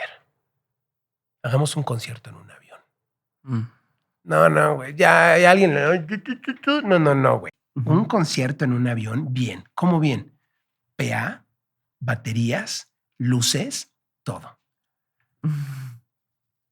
Güey, ¿cómo lo vamos a hacer? Vamos con José Calderoni, que era el director de marketing de Volaris. Volaris acababa de empezar, entonces tenía como este ímpetu también de hacerlo. Oye, queremos hacer un concierto en un avión. ¿Un qué? Un concierto en un avión. Güey, ¿se puede? No sé, güey, fulano, no, pues nadie sabía. No había historia, un track record. Oye, pues no está prohibido. Pues, ¿qué hacemos? Pues quitemos las primeras 5 filas y luego, pero la energía, Pablo, que es un genio con la parte técnica, encontró unas baterías de gel que no sé dónde las hacían en Alemania, porque no pueden ser baterías líquidas porque se derraman. Para hacerte la historia larga, corta, hackeamos y le vendimos a Coca-Cola hacer el vuelo cero. El concierto más alto de la historia, con Zoé y Molotov tocando en un avión para llevarte a los premios de MTV. Güey, yo me acuerdo que vi eso. Primera plana del Reforma. Sí, al día siguiente, primera plana del Reforma. Entonces, para todos era wow, porque además cerrabas todo el ciclo, ¿no? La marca, hoy es muy fácil, o ya lo ves. Tenías locutores transmitiendo en vivo desde el avión. Son demasiados elementos que están ahí. Muchas cosas que están ahí tronando y a la hora de hacer la venta del producto, muchísimas cosas, revienta y al día siguiente que vemos los periódicos, la primera plana de Reforma, pues en Coca-Cola sí fue así de, ay cabrón, estos güeyes traen otra cosa. Desde el lado de MBS, ¿cómo se veía esto? Porque ejemplo, no era un programa, ni era radio. No, era, o sea... Sí había como, pero sí había cierto punto oye, pero nosotros no hacemos eso, te iban a decir. Pero ahí era televisión y entonces era, no hago eso, pero me está generando ventas. Lo que MBS, o sea, al final, bottom line, ellos lo que quieren es vender tiempo aire en un sistema de televisión de paga que tiene una penetración limitada. Tú hackeaste el cómo poder, oye, si yo quiero vender 20, nadie te va a comprar 20. ¿Qué me vas a ofrecer? Güey, yo puedo hackear tu sistema y duplico tu presupuesto. ¿Te gusta? Me encanta. Y entonces en MBS, pues todo eran risas y carcajadas y felices y güey, son una joya estos dos escuincles. Y y un día nos sentamos a platicar. Dijimos, a ver, espérate. Si al final estamos desarrollando las estrategias, ¿no? Porque nos sentábamos con la marca y a ver, cuéntame tu brief, cuéntame el problema, cuéntame, yo te voy a traer una solución. Traíamos la solución, jalaba, lo producías, era de verdad el agua tibia. Y entonces empezaron a darnos muchos proyectos de Coca-Cola y empezaron a darnos más y más y más. Y de pronto nos sentamos a pensar, Pablo y yo, oye, Pero si yo estoy yendo a ver a la marca, si desarrollo la estrategia, si la ejecuto y lo ponemos al aire y todo, y si nos salimos y lo hacemos solos, preguntamos en Coca-Cola, oye, y estoy pensando salirme de MBS. ¿Tú crees que seguirías trabajando conmigo? Dice Coca-Cola, MB, ¿who? Ajá. Okay. Sí, por supuesto. Y entonces al final, pues nuestro negocio no era realmente la televisión, sino que había una oportunidad de crear una agencia que hacía las cosas de manera diferente, que se integraba verticalmente contigo, más enfocada a negocios y que tenía soluciones creativas para los problemas. Yo no tengo el sesgo de vamos a hacer un comercial de 20 o de 30. O sea, no es limitado a un formato en particular que tengas que estar ejecutando. No es la agencia de, porque es muy común, se junta el de planning con el director creativo y el de cuentas y arman su... No, oye, pues hagamos una agencia. Nunca trabajé en una agencia. No. Sí, no tener los sesgos también. No tengo ninguno de esos junior, sesgos. Copy no sé qué. Tienes que luego para poder... Oye, yo sé lo que una marca, lo que un negocio necesita para resolver su problema. Su problema de comunicación, de negocio, de lo que tú quieras. Entonces, había una muy buena química y empezar con un primer cliente como Coca-Cola te abre las puertas para muchísimas cosas. Tengo varias dudas aquí. Sí. La primera, ¿cómo llegas a venderle estas ideas o estos conceptos a una marca? Coca-Cola, entiéndase. O sea, a ver, por ejemplo, ahora, yo me siento identificado contigo porque si bien yo estudié marketing, pero yo siempre trabajé en una consultoría, luego trabajé en un banco y ahorita tenemos esta cosa de medios, pero sé de negocios, lo que me gusta leer es negocios. Todos los libros lo que mencionas es lo que yo consumo, pero pues tengo un medio de comunicación, ¿no?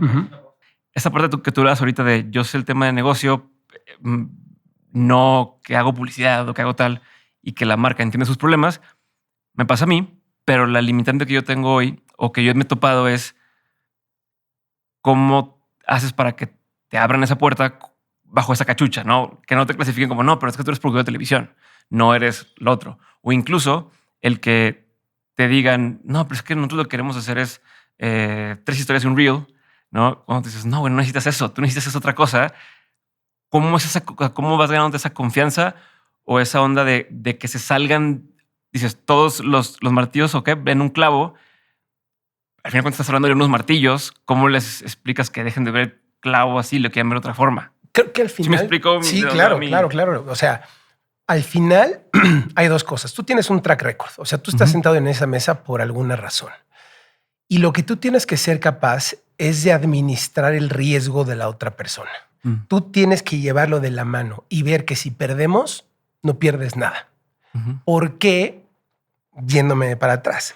¿Por qué cuando yo le decía a un brand manager, oye, no pierdes nada? Lo que vas a invertir en publicidad, dámelo a mí y además te llevas el contenido. Es un no-brainer. Entonces, el miedo y el riesgo lo mitigas. En la medida en la que tú eres capaz de mitigar el riesgo de la otra persona, lo vas a hacer. Un free trial, hay 25 maneras, pero hay que entender cuál es tu valor. No menospreciar tu valor, que ese es un tema muy importante, porque a veces para decir, oye, pues soy el héroe o el más chingón para hacer los podcasts, pero no soy tan bueno para hacer un talk show. Pero entonces te lo voy a dejar más barato. No. Yo tengo una capacidad de comunicar y esa capacidad de comunicar es una plataforma que puede resolver muchas otras necesidades. Eso es lo que yo vendo. Nosotros cuando hicimos un live, sabíamos que resolvíamos problemas de negocio para las empresas. Y eso tiene muchas bajadas. Muchas salidas. Desde desarrollar productos para Coca-Cola, que es como contarle chistes a Polo Polo, hasta ayudar a un business unit president a vender un concepto a global. Nuestra necesidad o lo que resolvemos es la capacidad de comunicar al consumidor, a un board, a través de un producto, pero nosotros no hacemos publicidad. Nuestro negocio es generar activos a partir de creatividad. Y esos activos tienen un retorno sobre la inversión y se convierte en eso, en un activo a lo largo del tiempo para la marca. Una campaña es otra cosa.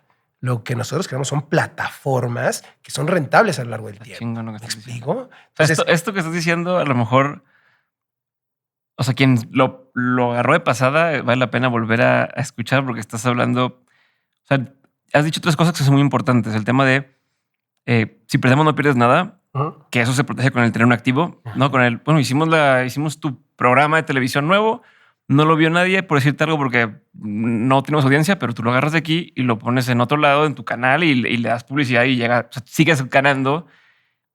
Entonces, eso es el del activo y también el tema de, yo lo veo también al revés, de cómo hacer que tu cliente quede bien con su cliente, ¿no? O sea, que es su director o el dueño, y entonces, si crees, lo dijiste hace rato, si vas a crecer con quien te hace crecer. Exactamente. Entonces, está bien cabrón. Está cabrón.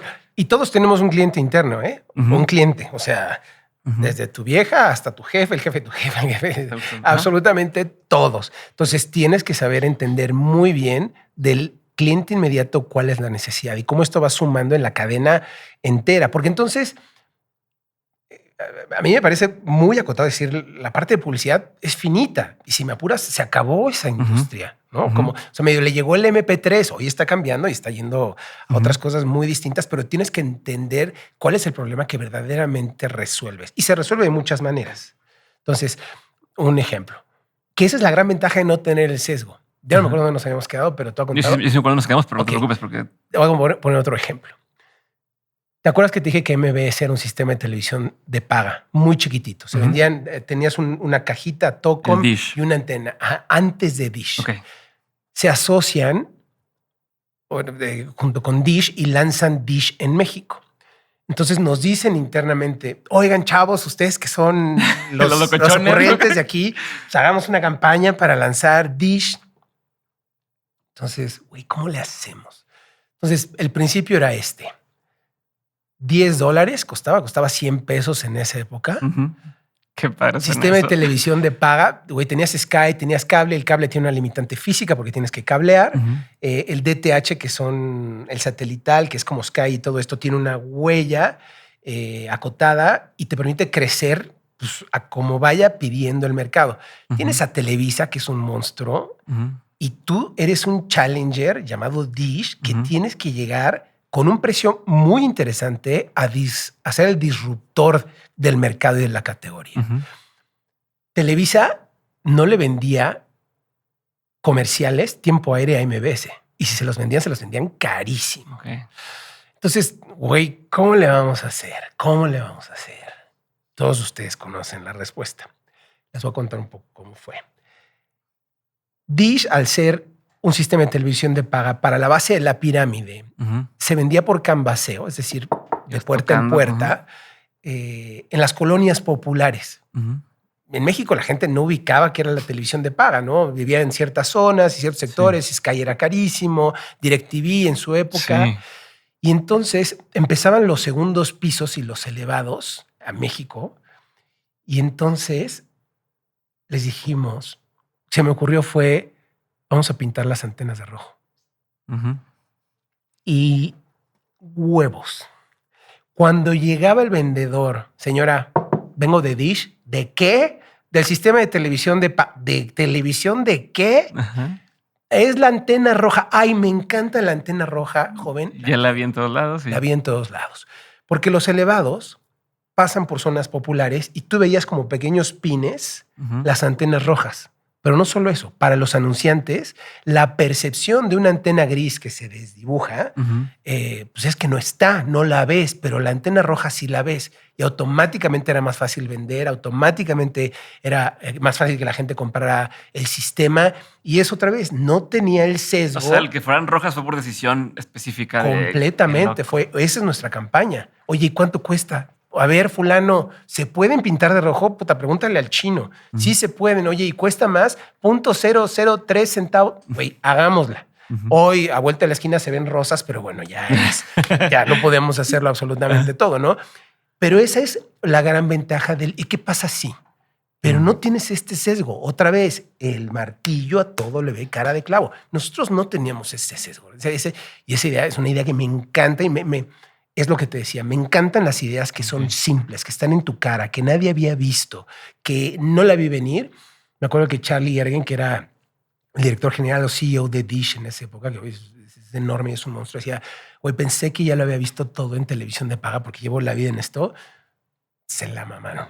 O sea, está increíble. Y ahora en esa época empezaron zonas de Los Ángeles que les pintaban de verde y en otras para hacerlo visible, ¿no? Era un ítem. Y el insight es eso, oye, ciertas cosas que la gente quiere hacer visible, lo invisible, funciona en esto y en lo que quieras. A ver, la otra pregunta que tenía sobre este momento en particular era, es común escuchar cuando alguien trabaja en una empresa y que dice, pues yo soy el que hace esto, pues me voy a hacerlo yo solo. Y luego te topas con pared. Como que, cabrón, pues no, pues sí, falta la persona que hace las facturas o falta mil cosas que uno no ve cuando pues, crees que te las sabes todas, ¿no? Sí. En su caso, ¿cómo evitaron o si sí les pasó? ¿Cómo evitaron que les pasara esto? O si sí les pasó nos salimos porque tenemos las ideas, pero y luego, ¿cómo lo resolvemos? La infraestructura, el equipo, los espacios, ¿cómo solucionaron toda esta parte? Porque pues sí, ustedes tienen las ideas, pero contaban con el equipo y con las cosas de los demás. Déjame un paso para atrás porque hay una más básica. Oye, te lo digo hoy a toro pasado y está muy fácil. Oye, pues vamos a empezar una agencia. Entonces imagínate, güey, pues nunca he trabajado en una agencia, pero ya tienes demanda del producto, de tus ideas. Mi hijo tenía 1 año. Uy. Entonces era como... Ya estabas jugando también. Entonces empezamos a pensar con esto, empezar en esta idea y qué vamos a hacer. ¿Cuántos años tenías tú? Yo tenía 34. Ok. Sí. 34, tenías ya varios años trabajando en MBS. Sí. Ya te pagaban chingón ahí. O sea, sí. No, siempre. Ya estabas siempre seguro ahí. Súper seguro. Entonces vas a decir, me la voy a jugar. Y yo creo que había un plan de carrera muy interesante para mí ahí, pero de pronto fue este gusanito y entonces empezamos a platicar. No pude dejar de pensar en la canción. Y aquí viene. Pero de pronto un día de suerte. Y me empiezo a cagar de miedo. Ajá. Que si hay ese salto en el vacío, dices, güey, ¿qué va a pasar? O sea, ¿ya has tomado la decisión? Ya, güey, vamos a hacerlo. Estábamos en sí, no. Y en eso digo, no, güey, no, tengo un hijo de 1 año, es una irresponsabilidad. Y entonces te tiras al drama y dices, ¿con qué voy a comprar la leche y los pañales? No. Hay dos grandes miedos que tenemos como población. La bancarrota y el abandono. A la mayoría de la gente que le preguntas cuál es tu mayor miedo, y no sé si lo compartes, güey, quedarme en la calle o que me deje mi vieja, mi esposa, mi significant other. Es un miedo programado. No es cierto. Ese miedo no es tuyo. Te lo han ido inculcando a lo largo de la vida. Y es tal el miedo, y los humanos tenemos una aversión al riesgo que no te permite ver y entras en una visión como la oscuridad. de túnel. Es literal. No sé qué hay ahí, pero me da miedo. No sé, y hay un monstruo debajo. Y está en tu naturaleza. Y entonces platicando le digo a Pablo, güey, no, es una irresponsabilidad. No. Se voltea a Pablo, y aquí hay una gran primera lección de vida, y me dice, me ve, y dice, ¿cuál es el pedo? Y entonces, ¿cómo que cuál es el pedo? Que me voy a... Y ese cuál es el pedo es una visión muy pragmática de, bueno, a ver, ¿qué vas a perder? Ya te dije que no te vas a quedar en la bancarrota. Te lo digo a ti que me estás escuchando, no te vas a quedar en la bancarrota. O sea, tienes que saber administrar el riesgo. También no quiere decir que hay una garantía de nada. Tienes a un cliente, tienes idea, están vendiendo... ¿Por qué no te vas a quedar en la bancarrota? Perdón, te tengo que preguntar así. ¿Por qué tan seguro de decir no te sacan la bancarrota? Porque estadísticamente la gente que se queda en la... Y puedes pasar por un momento duro económicamente, es muy poca. O sea, la gente que sí... Y ves las historias de la gente que se quedó en la calle y la rehizo y la volvió a perder. O sea, hay muy pocas probabilidades estadísticamente de que te quedes en bancarrota, porque además no te quedas estático. O sea, no es... Ese momento no te va a definir y no te vas a quedar ahí... Pero estando de donde estás, es difícil que ya no fueras a poder volver a estar ahí. Exacto. Pero tienes este miedo y te embarga el miedo y si no, y te quedas con el y si no. Ok. Entonces, ¿cuál es el pedo? Te dice. ¿Cuál es el pedo? Pues bueno, y a partir de cuál es el pedo, pues sí, y te vas soltando como de la orilla, ¿no? Y jala. Pero al final, Güey, nadie te va a venir a decir, no, mira, mi rey, aquí hay una cláusula de seguridad, que no pasa nada y que todo. No, Sí, no, cabrón, no hay- a ver, si quieres tener lo que los demás no tienen, tienes que hacer lo que más no hacen. Los demás no hacen, ¿no? Entonces, dale. Y funciona. Y jala. Y Y le dices, aparte, le dices, vaya MBS, porque también digo, decirle vaya bye, pues, MBS. es medio de enemistas por la forma, a lo mejor, o sea, ¿cómo haces para no verte enemigo de ellos por decirles bye? Porque al final era, oye, voy a empezar, lo mío pues, no es la televisión. Quiero darme la oportunidad de emprender mi propia empresa. Inclusive los invitamos a ser socios. Ok. ¿No? Hagamos esto juntos. Y uno y otro nos damos cuenta, pues mi negocio es hacer televisión y son las telecomunicaciones y mi negocio pues, puede ser tener esta empresa, ¿no? Ok. Y entonces, bueno, fue un impasse duro, incómodo y las cosas empiezan a funcionar y empiezan a funcionar muy bien. Me preguntabas la parte de la infraestructura, Sí. ¿cómo resuelven? No sé. O sea, vamos a darle, vamos a hacer y entonces pues contratan despacho contable y es la misma historia de la vida, de toda la vida que me parecen muy románticas, pero pues sí, con una caja, una primera Mac, un teléfono y tirando, güey, haciendo.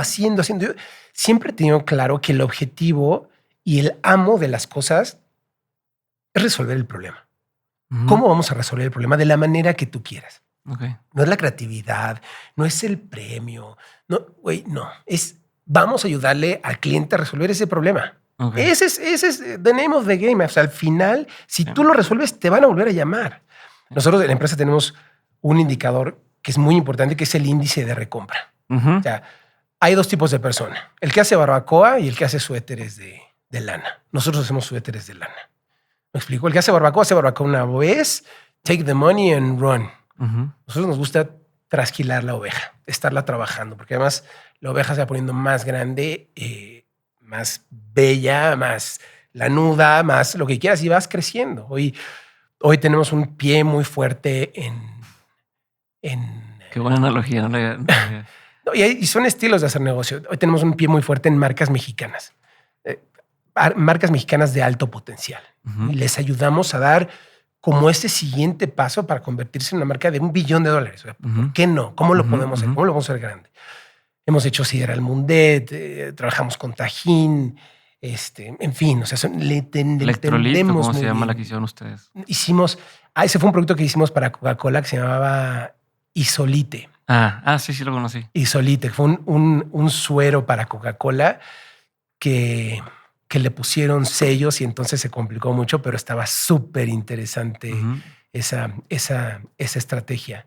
Pero me perdí de lo que te estaba diciendo De cómo, bueno, yo lo que te pregunto es cómo conseguir los recursos. O sea, porque también tiene que ver con antes. Una de las ventajas competitivas, entre comillas, era esto de dame tu presupuesto de publicidad. Yo lo puedo producir porque tengo el equipo.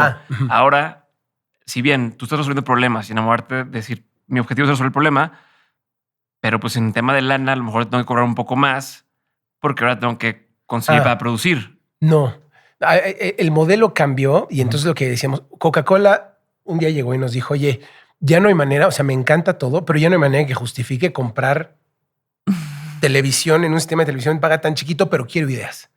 Ya. Sígueme vendiendo las ideas. Ok. Entonces ya estaba ahí. Entonces hagamos las ideas y lo otro como quiera lo vamos a ir resolviendo. O sea, nunca vas a estar listo para poder tomar la decisión listo y consensuado. Dale. Es un avión que vas construyendo mientras vuelas. Siempre. Entonces construyelo y dale. Mientras la locomotora esté, ¿cuál es la locomotora? Resolver los problemas de negocio. ¿Está? Sí. ¿Gusta? Sí. ¿Jala? Sí. Dale. De ahí, en fin, hicimos en su momento otra idea de decirle, güey, el insight es que los chavitos quieren ser famosos. Ya desde entonces. Nosotros no teníamos tiempo aire con que llenar el canal de televisión. Entonces le dijimos a Coca-Cola, güey, regálale tiempo aire a los chavitos. Sea una marca que democratiza. Entonces meten las taparroscas, los pin codes de las taparroscas y subastan tiempo aire en televisión. Puedes comprar 5 segundos o hasta 10 minutos para llegarle a la niña que te gusta, presentar a tu banda, mentarle la madre al maestro. Güey, ven a televisión y hazlo. Coca-Cola te da tiempo aire, ¿no? Está en chingón. televisión. Entonces, son todas esas premisas, vuelvo a lo mismo, que te la planteo de saque y hace sentido, tiene un porqué, va a jalar, en fin. Y entonces la infraestructura nunca nos reparamos a hacerlo, contratamos a un despacho contable, lo empezamos a hacer nosotros y siempre he tenido la cabeza muy clara en qué es lo que tengo que trabajar y dónde tengo que tener mi fuerza. A ver, tengo varias dudas. Esto nos acerca a la pregunta inicial que hablaba de la parte del equipo. ¿Cómo empiezas a decir, como bien dices, no soy una agencia de publicidad, pero no soy una agencia de medios, pero no soy un tal, la parte de producto, pero ahora parte de no sé qué? ¿Cómo empiezas a decir qué equipo hay que ir armando? ¿No? O sea, ¿qué equipo puedo outsourcear o freelancear? Y cómo dices quiénes van a ir adentro. Y al mismo tiempo, ¿cómo les explicas o los pones en tu mismo canal de estamos haciendo esto? Lo que tú tienes de concepto de agencia de publicidad no es esto otro. Exacto. ¿Cómo le haces? O sea, ¿cómo fue ese paso de construir esto? Esta parte empírica va funcionando y tiene un límite. O sea, porque no todos los clientes están dispuestos a proponerme locuras. A ver, ¿qué traes? O sea, hay un cliente que te dice, a ver, yo necesito esta estructura, a mí no me gusta. Tenemos una broma en la oficina que es, ¿qué tanto es tantito? ¿No? Si a mí me dices, oye, tráeme una locura, o sea, no es lo mismo para uno tráeme una locura que para el otro. Entonces, para estos clientes muy volados que de verdad quieren cambiarse las cosas y quieren rifarse, y ahorita te cuento, resolvíamos muy bien. Pero había una parte que necesitábamos de estructura de toda la vida y entonces ahí hay un punto clave que es la VP creativa de la agencia, Chiquis, que me la recomiendan. Alguien en Coca-Cola dijo, güeyes, necesitan aprender a hacer televisión. O sea, necesitan hacer comerciales de televisión. Necesito un comercial de televisión. No, es que mira, porque necesito un comercial de televisión. Esto es el TRP, la repetición uno tras otro. Necesitan hacer comerciales de televisión.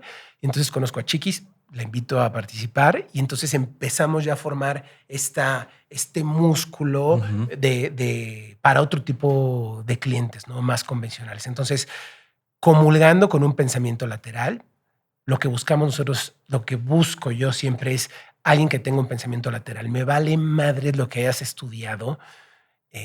Cuéntame qué libros lees, qué pitos tocas, cuál es tu gracia, pero tienes que tener un pensamiento lateral.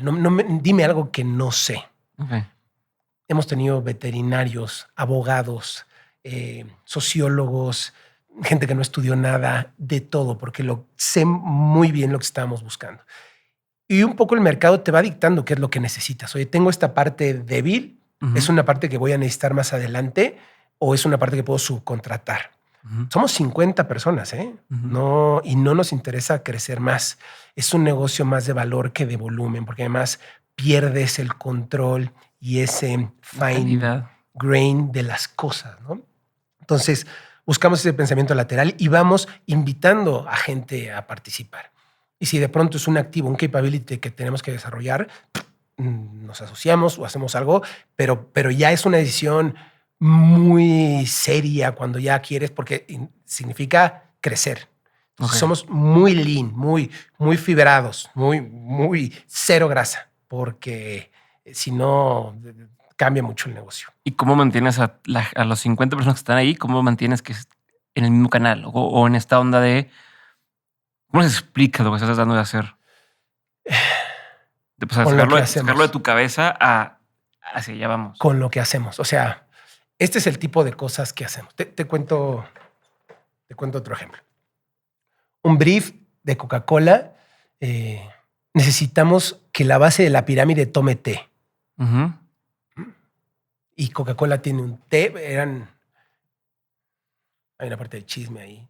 Pero tiene una parte de té que se llama Fuse Tea, que es un té que es jugo de frutas con té. Entonces, es una marca muy grande en el mundo y en México como que no terminaba de pasar nada. Y el brief era, necesitamos que la base de la pirámide tome Fuse Tea. Y Fuse Tea es la mezcla de té con jugo de frutas. Está bien, porque siento que todos los ejemplos que me has dado ahorita me tocaban en mi época de chavo. Como que yo vi... creo que yo estaba estudiando cuando marketing, entonces eran como los ejemplos que yo iba viendo. No sé que los hayas hecho tú. Sí. O que estaban ustedes detrás de esto. Y entonces necesitamos que la gente... ¿Y qué es Fuse Tea? Fuse Tea es la mezcla de té con jugo de frutas. ¿Y cuál es el concepto? Que cuando dos cosas buenas se juntan, el resultado es aún mejor. Güey, ayúdenos a hacer una campaña por la base de la pirámide. Taca, taca, taca, taca, taca, taca. Puta, nada. Bueno, entonces vamos a hacer un comercial en el que ves un guitar que es una guitarra que es la mezcla de dos cosas buenas son algo mejor.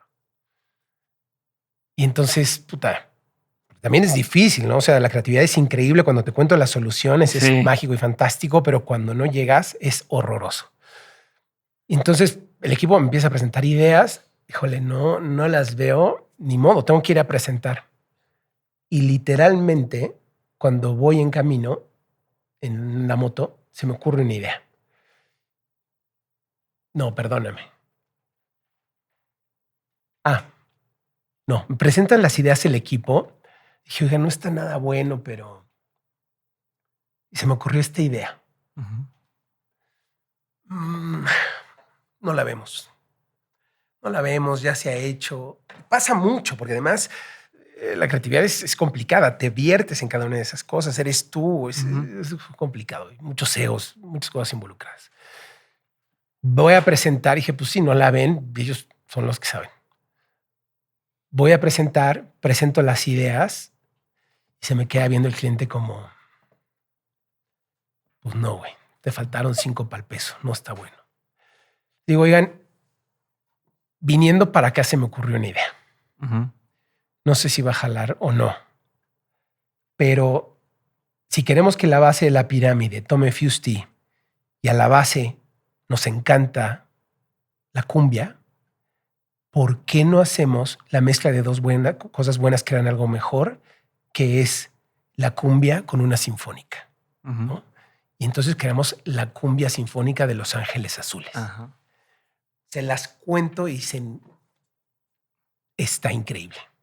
Hagámoslo. Porque Los Ángeles Azules estaban como medio en... Los Ángeles Azules acababan de hacer este compilado donde habían invitado. Acaban de invitar a Jay de la Cueva, pero eran las versiones de toda la vida. Nosotros decíamos, güey, cuando dos cosas buenas se juntan, el resultado es mejor. Cumbia con música sinfónica. Entonces le empezamos a contar y no, pero ¿cómo? La sinfónica, la gente no la va a... Es el peor negocio que he hecho en mi vida, pero ahorita... Hoy la cumbia sinfónica debe tener... Todos ustedes, toda la gente que está escuchando esto debe de haber escuchado la cumbia sinfónica. Hoy se toca más la cumbia sinfónica que las versiones tradicionales de Los Ángeles Azules. Debe tener, pues yo creo que entre 2 y 3 billones de views la cumbia sinfónica. Y fue una idea que vendí y me pagaron una idea. Que creó toda una industria y todo un modelo y todo una ola de derrama económica para mucha gente, menos para nosotros. Sí, ¿no? Para los productores, para el escritor, o sea, todos los royalties. Conciertos, festivales, temporadas, auditorios. Y también estamos como muy adelantados y a toro pasado es fácil poderlo juzgar y decir, oye, pues, qué burros, ¿por qué no lo hicimos de una manera diferente? Pero en ese momento era una negociación que así se había dado, entonces... Fuse Tea tenía los derechos 6 meses y después pasaban a ser de la banda, ¿no? Entonces, pues esa es una otra historia de una forma de resolver las cosas diferente al resto y sin empacho, ¿no? Entonces, ya no me acuerdo por qué te la conté, pero bueno, es parte del mismo track record. Porque te había preguntado el equipo, creo. Del equipo. Y conforme las cosas fueron avanzando y las cosas van pasando... no, ¿eso por qué? Porque te decía, ¿cómo les metes esta idea? De que queremos ir hacia allá, y dijiste con ejemplos. Y entonces te contar este ejemplo. Exactamente. Entonces, lo que hago normalmente es el qué pasa si. ¿Qué pasa si no hay malas ideas? No hay malas ideas. Para que alguien sea creativo, primero se tiene que sentir seguro. Si alguien no se siente seguro, nunca va a poder ser creativo. Y es muy difícil que le pidas a alguien que cree cuando se siente inseguro. Y detrás de una mala idea, es más, no califiques las ideas porque va a salir algo. Es un proceso iterante. Tú no creas que te sientas y ese es el güey el que tiene el don y a ese se le ocurren las ideas. No, güey.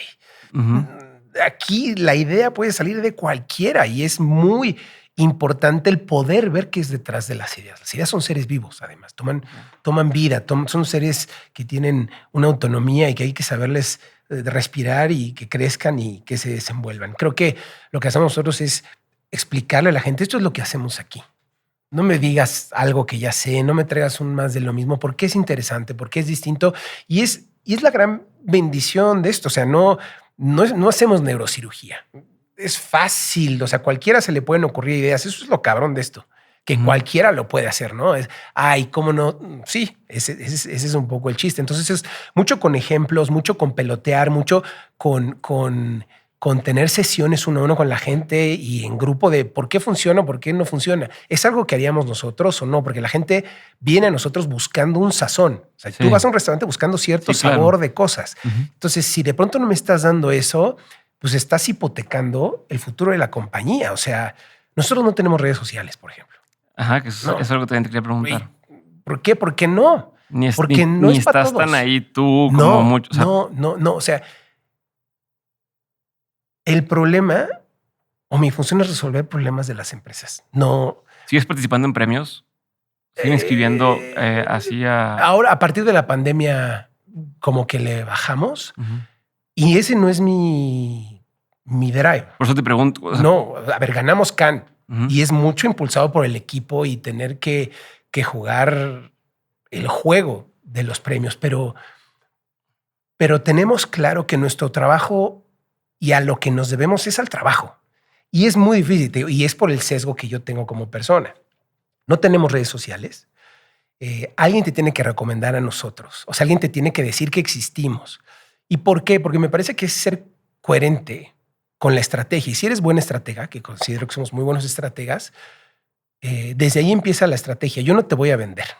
Si tú me quieres venir a comprar, esa es otra historia y entonces la conversión es muy diferente.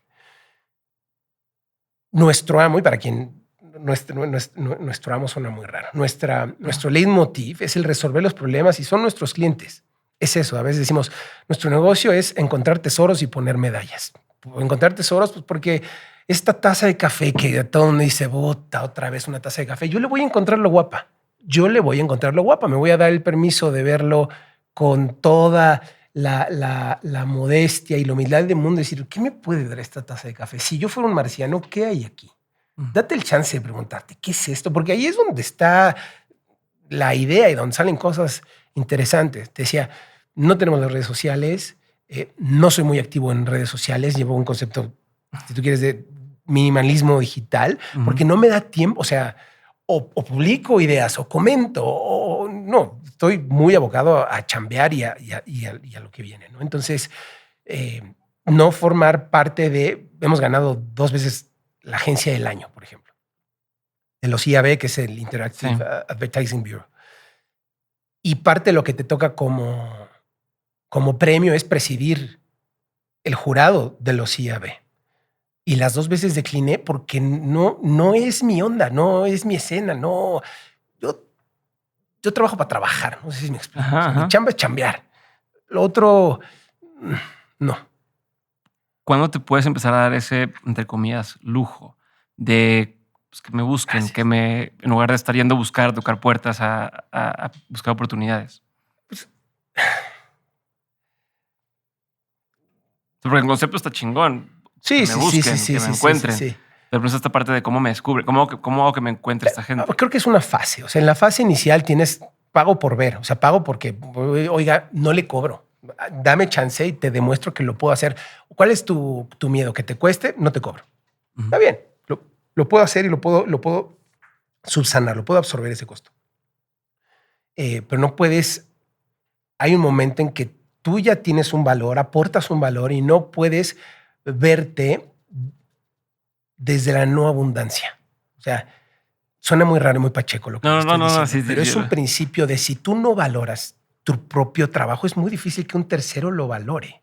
Entonces, si tú te ves desde la abundancia y que las cosas están hechas para que te vaya bien, y aquí podrán comulgar conmigo, no, te va bien. O sea, te va bien. Y si lo que ves es abundancia y la oportunidad de qué va a pasar, si no es esta, es en la que sigue, y si no en la que sigue, pero eventualmente le vas a pegar. Hay otro libro que se llama Grit. Léanlo. Que si lo tuviera que resumir en una frase es el que la persigue la consigue. O sea, güey, el talento está sobrevalorado. Sí hay suerte, sí hay oportunidad, sí hay lo que tú quieras, pero le tienes que estar dando y lo vas a conseguir, eventualmente lo vas a conseguir. Yo me acuerdo, vi que Sopitas estuvo aquí, trabajamos juntos en la radio. Yo me acuerdo la primera vez que vi a Sopitas, Sopitas se ponía en un paso a desnivel frente a la cabina de radio y desde ahí le hacía así a los locutores para que le dieran bola y entonces lo bromeaban y le decían, güey, bueno, vete por unas tortas y te dejamos entrar. Traca, chapó. Y como los ejemplos, yo sé que entonces está en la teoría de las 10,000 horas y si Messi, güey, si la persigues, la consigues estadísticamente por permanencia, por tesón, porque las oportunidades se van a dar. Y si no es en esta, porque ese también es bien importante, a mí me causa mucho estrés pensar es que tienes una gran oportunidad frente a ti. No la puedes desaprovechar. Fuck you, cabrón. O sea, ¿cómo? Es una gran oportunidad que me va a cambiar la vida. No, voy a ponerte en una bolsa. Güey, la voy a acabar cagando. Es demasiada la presión. Si no es en esta, es en la que sigue. La vas a conseguir. No sirve de nada que tú te pongas estrés de más porque es once in a lifetime. Esa oportunidad nunca va a volver. No es cierto.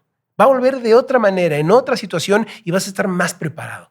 Pero no te pongas esa presión extra de es solo una vez y la tienes que resolver ahora, ¿no? Entonces, ¿cómo acabamos aquí? Tengo malas noticias, Jorge. Buenas noticias. Buenas y malas. Ajá. Estamos sobre el tiempo. Y entonces tengo 35 preguntas más que te quiero hacer. Lo que te propongo es, voy a hacer la última pregunta y otro día volvemos a grabar una segunda parte. Okay. ¿Te parece? Sí, claro.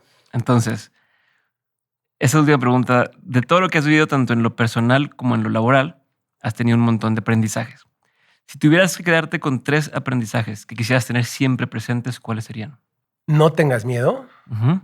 No lo veas desde la escasez. O sea, velo desde la abundancia. Vete como si ya estuvieras ahí y eres lo suficientemente bueno. O sea, confía en ti. No tiene que venir un tercero a confiar en ti, porque muchas veces por no confiar en ti pagas precios que son muy caros. Y me ha pasado que hay gente que tiene más fe en mí que yo mismo y eso no puede ser. No puede ser. Y creo que las personas tendemos hacia ello y no confiar lo suficiente en nosotros. ¿Y por qué chingados no? Si eres lo suficientemente bueno. No es tan difícil como que nos han planteado que las cosas son inalcanzables y las cosas cuestan muchísimo trabajo y no es lo suficientemente bueno. Y si no es para eso, es para otro. Pero todos tenemos un don y todos tenemos un chance y a toda iglesia le llega su fiestecita. Va a llegar la tuya. ¿Me explico? Gracias. Tengo un chingo de cosas con las que me quedé. Muchas gracias. Me encanta platicar contigo. Gracias a ti. Es que tengo muchas dudas que nos van a llevar hacia muchos lugares que son Y seguimos abriendo puertas. Y quiero respetar tu tiempo. Pero sí, o sea, cosas desde, por ejemplo, a ver, hablaste del tema de la abundancia, hablaste del tema de ser suficiente, hablaste, y es toda una línea de pensamiento que entonces me interesa explorar, a ver, ¿dónde empezaste a pensar así? Sí. ¿Dónde entraste a esto? Tal. Entonces, es todo un camino. Todo el camino de... Yo veía, por ejemplo, dentro de tus ejemplos, cosas que me hacen sentir... que ha pasado antes me hacen sentir como... Bueno, pero es que eso ya no se puede hacer. O qué bueno... No, como lo de... Esto de los productos que traías de China, ¿no? O de que era... Qué chingón, pero ya no hay productos así que yo pueda traer. O sí, ¿no? Como esta... Claro. O pues sí, qué padre que te daban esa oportunidad en una televisora. Ahorita ya no hay esas. Ya no te dejan... algo que tú quieras. Entonces quería también explorar un poco contigo cómo veías eso, sí o sí no. Todo el tema de tu disciplina de trabajo, de cómo en qué horarios trabajas, cómo le haces, cómo te divides. Entonces hay un chingo de cosas. Entonces, sí, si me permites, me encantaría volver a invitarte a una segunda ocasión para hacer un segundo episodio. Sí, y no platicamos de lo... ¿De qué será esto? De lo de la data. Ah, eso es la otra cosa que también quería tocar. ¿Tienes 15 minutos? Y podemos hacer. Porque incluso en el premio de Cannes hablas sobre el tema de que va hacia el tema de los datos. O sea, que tú dices, hay que meter. Y cuando te preguntaba al equipo, también me llamó la atención porque tenías un equipo, pues si te pudieran hacer eso, es que tienes gente que hace tema de datos. Sí. Nosotros hoy la gran apuesta... ¿Seguimos grabando? Ah, nada más toca... Dime eso, ¿no? Nada más explícame eso. Sí. Y todo esto se quede, ¿eh? O sea, que todo lo que se queda. Y entonces, a ver, aprovechando, antes de que te vayas, nada más, el tema de los datos. ¿Hacia dónde va? ¿Qué ves? Hoy una capacidad en el mundo de minar datos que antes no se capturaban o no existía la capacidad tecnológica para poderlo minar. Antes tú tenías una sesión de grupo y entonces hay un sesgo de la información, de lo que la gente te quiere decir, lo que el que está viendo interpreta. Y entonces hay este viejo dicho que el 50% es ciencia y el otro 50% es arte, ¿no? Y que el 50% del presupuesto funciona y el otro 50% no, pero nunca vas a saber cuál es. Hoy ya no. Hoy hay datos suficientes para poder deshacer que las opiniones sean sustituidas por datos. Lo que sigue para nosotros, te decía, de la parte más importante, que es las marcas mexicanas de alto potencial. Los mexicanos somos increíbles, me parece que vienen grandes años para México y lo que queremos es, a partir de los datos, entender a ese ser increíble que somos los mexicanos, único y especial, para poder tener una mejor comunicación, para poder simular situaciones, para ver cómo responderíamos. Lo que necesitan también. Exactamente. Entonces, conocer a la perfección y como nadie a los mexicanos a partir del análisis de los datos. ¿Qué es la mujer? Pero sobre todo los porqués. Porque tú en una sesión de grupo puedes saber el qué, pero no un por qué. Y hoy, con la data y la inteligencia artificial, puedes tener nuevos insights. O sea, no es posible que siga hablando de frescura, rico y delicioso. O sea, en serio, 100 años después seguimos diciendo rico, delicioso y nutritivo. Hay otras cosas que a la gente le son muchísimo más relevantes y que es lo que están destapando pues, todos estos short video formats y demás. Hay otras cosas que la gente está descubriendo y está hablando. Entonces, ¿cómo a partir de los datos poder descifrar quiénes somos verdaderamente los mexicanos? Eso me tiene vuelto loco y es en donde está el foco para el futuro. Y cuando dices las marcas de alto potencial mexicanas, ¿a qué te refieres? Marcas que tienen un potencial de tener una huella en el mundo de manera importante. Okay. O sea, importa si es un startup, importa si es una grande. No importa. Encontrar esas necesidades de las personas como tal y cómo productos mexicanos las pueden resolver, me parece que es muy interesante, ¿no? Y cuando te digo productos, hablo también de la gente, cómo podemos hacer mejor comunicación, cómo podemos educar mejor a los niños, cómo podemos ser más asertivos, cómo crear espacios donde papás e hijos se encuentren para tener un punto en común y hablar de cosas que son importantes, desde el rol de la mujer, la tolerancia, la equidad, el crear mejores oportunidades para todos, el entender que el clasismo y el racismo es algo que está muerto en este país. En fin, hay que entender muy bien quiénes somos, porque si no, a base de experimentos nos puede pasar la vida por encima y a prueba y error nos vamos a tardar muchísimo más para hacerlo, ¿no? Entonces, hoy hay mucha información, hay una antropología digital que se puede hacer, hay muchas cosas por explorar de manera increíble. Sí, es que de ahí le puedo rascar también un montón. No, güey, es una locura, Diego. Cuando dijiste que el clasismo y el racismo están muertos, ¿a qué te refieres? ¿Cómo? Dijiste que el racismo y el clasismo están muertos. Me refiero a que no podemos seguir viviendo en una sociedad que tenga racismo y clasismo por el simple hecho de lo que tú quieras, ¿no? O sea, me parece que... Pero tenemos que también entender por qué existe. O sea, los porqués, si no los entendemos, lo vas a repetir más tarde que temprano. O sea... ¿Y sientes que estás haciendo otro tipo de empresa ahora? O sea, como si tu empresa cambió de giro, por así decirlo. No. Creo que es la evolución. Creo que al final tiene que ser creatividad basada en datos, comunicación basada en datos. Eso es lo que cambia, porque al final ya los métodos tradicionales para poder llegar a las respuestas no necesariamente son los más eficientes. Y porque la gente va cambiando. O sea, no es lo mismo que tú hables de probiótico que lo que una marca entiende de probiótico, que lo que mi mamá dice de probiótico. Claro. Entonces, una vez que una marca entiende eso, o una persona o un político, es más fácil podernos comunicar, porque probiótico, si yo vivo en la industria, entiendo seres vivos que están en la paz y que mejoran absolutamente todo. Sí. Mi mamá podría poner probióticos y decir, son yogures. Sí. Entonces, digo, para mí es el Kashei Shirota de Yakult, ¿no? Entonces, entender lo que la gente... Exacto. Cuando entiendes lo que la gente quiere decir con lo que dice, llegas a comunicaciones muchísimo más eficientes y no te lo va a dar una sesión de grupo. ¿Por qué? Porque no estamos capacitados para verlo. Hoy lo puedes ver a través de la tecnología y analizando data histórica, ¿no? Para crear nuevas hipótesis y llegar a nuevos resultados. Hay muchas cosas que hablar. Sí, yo creí que nos iba a costar trabajo. No. Hay muchas cosas. Muy bien. No te quito Muchísimas gracias. Gracias a ti. ¿Me vas a enseñar algo? Sí, te iba a enseñar lo de mentes. ¿De este? Ok.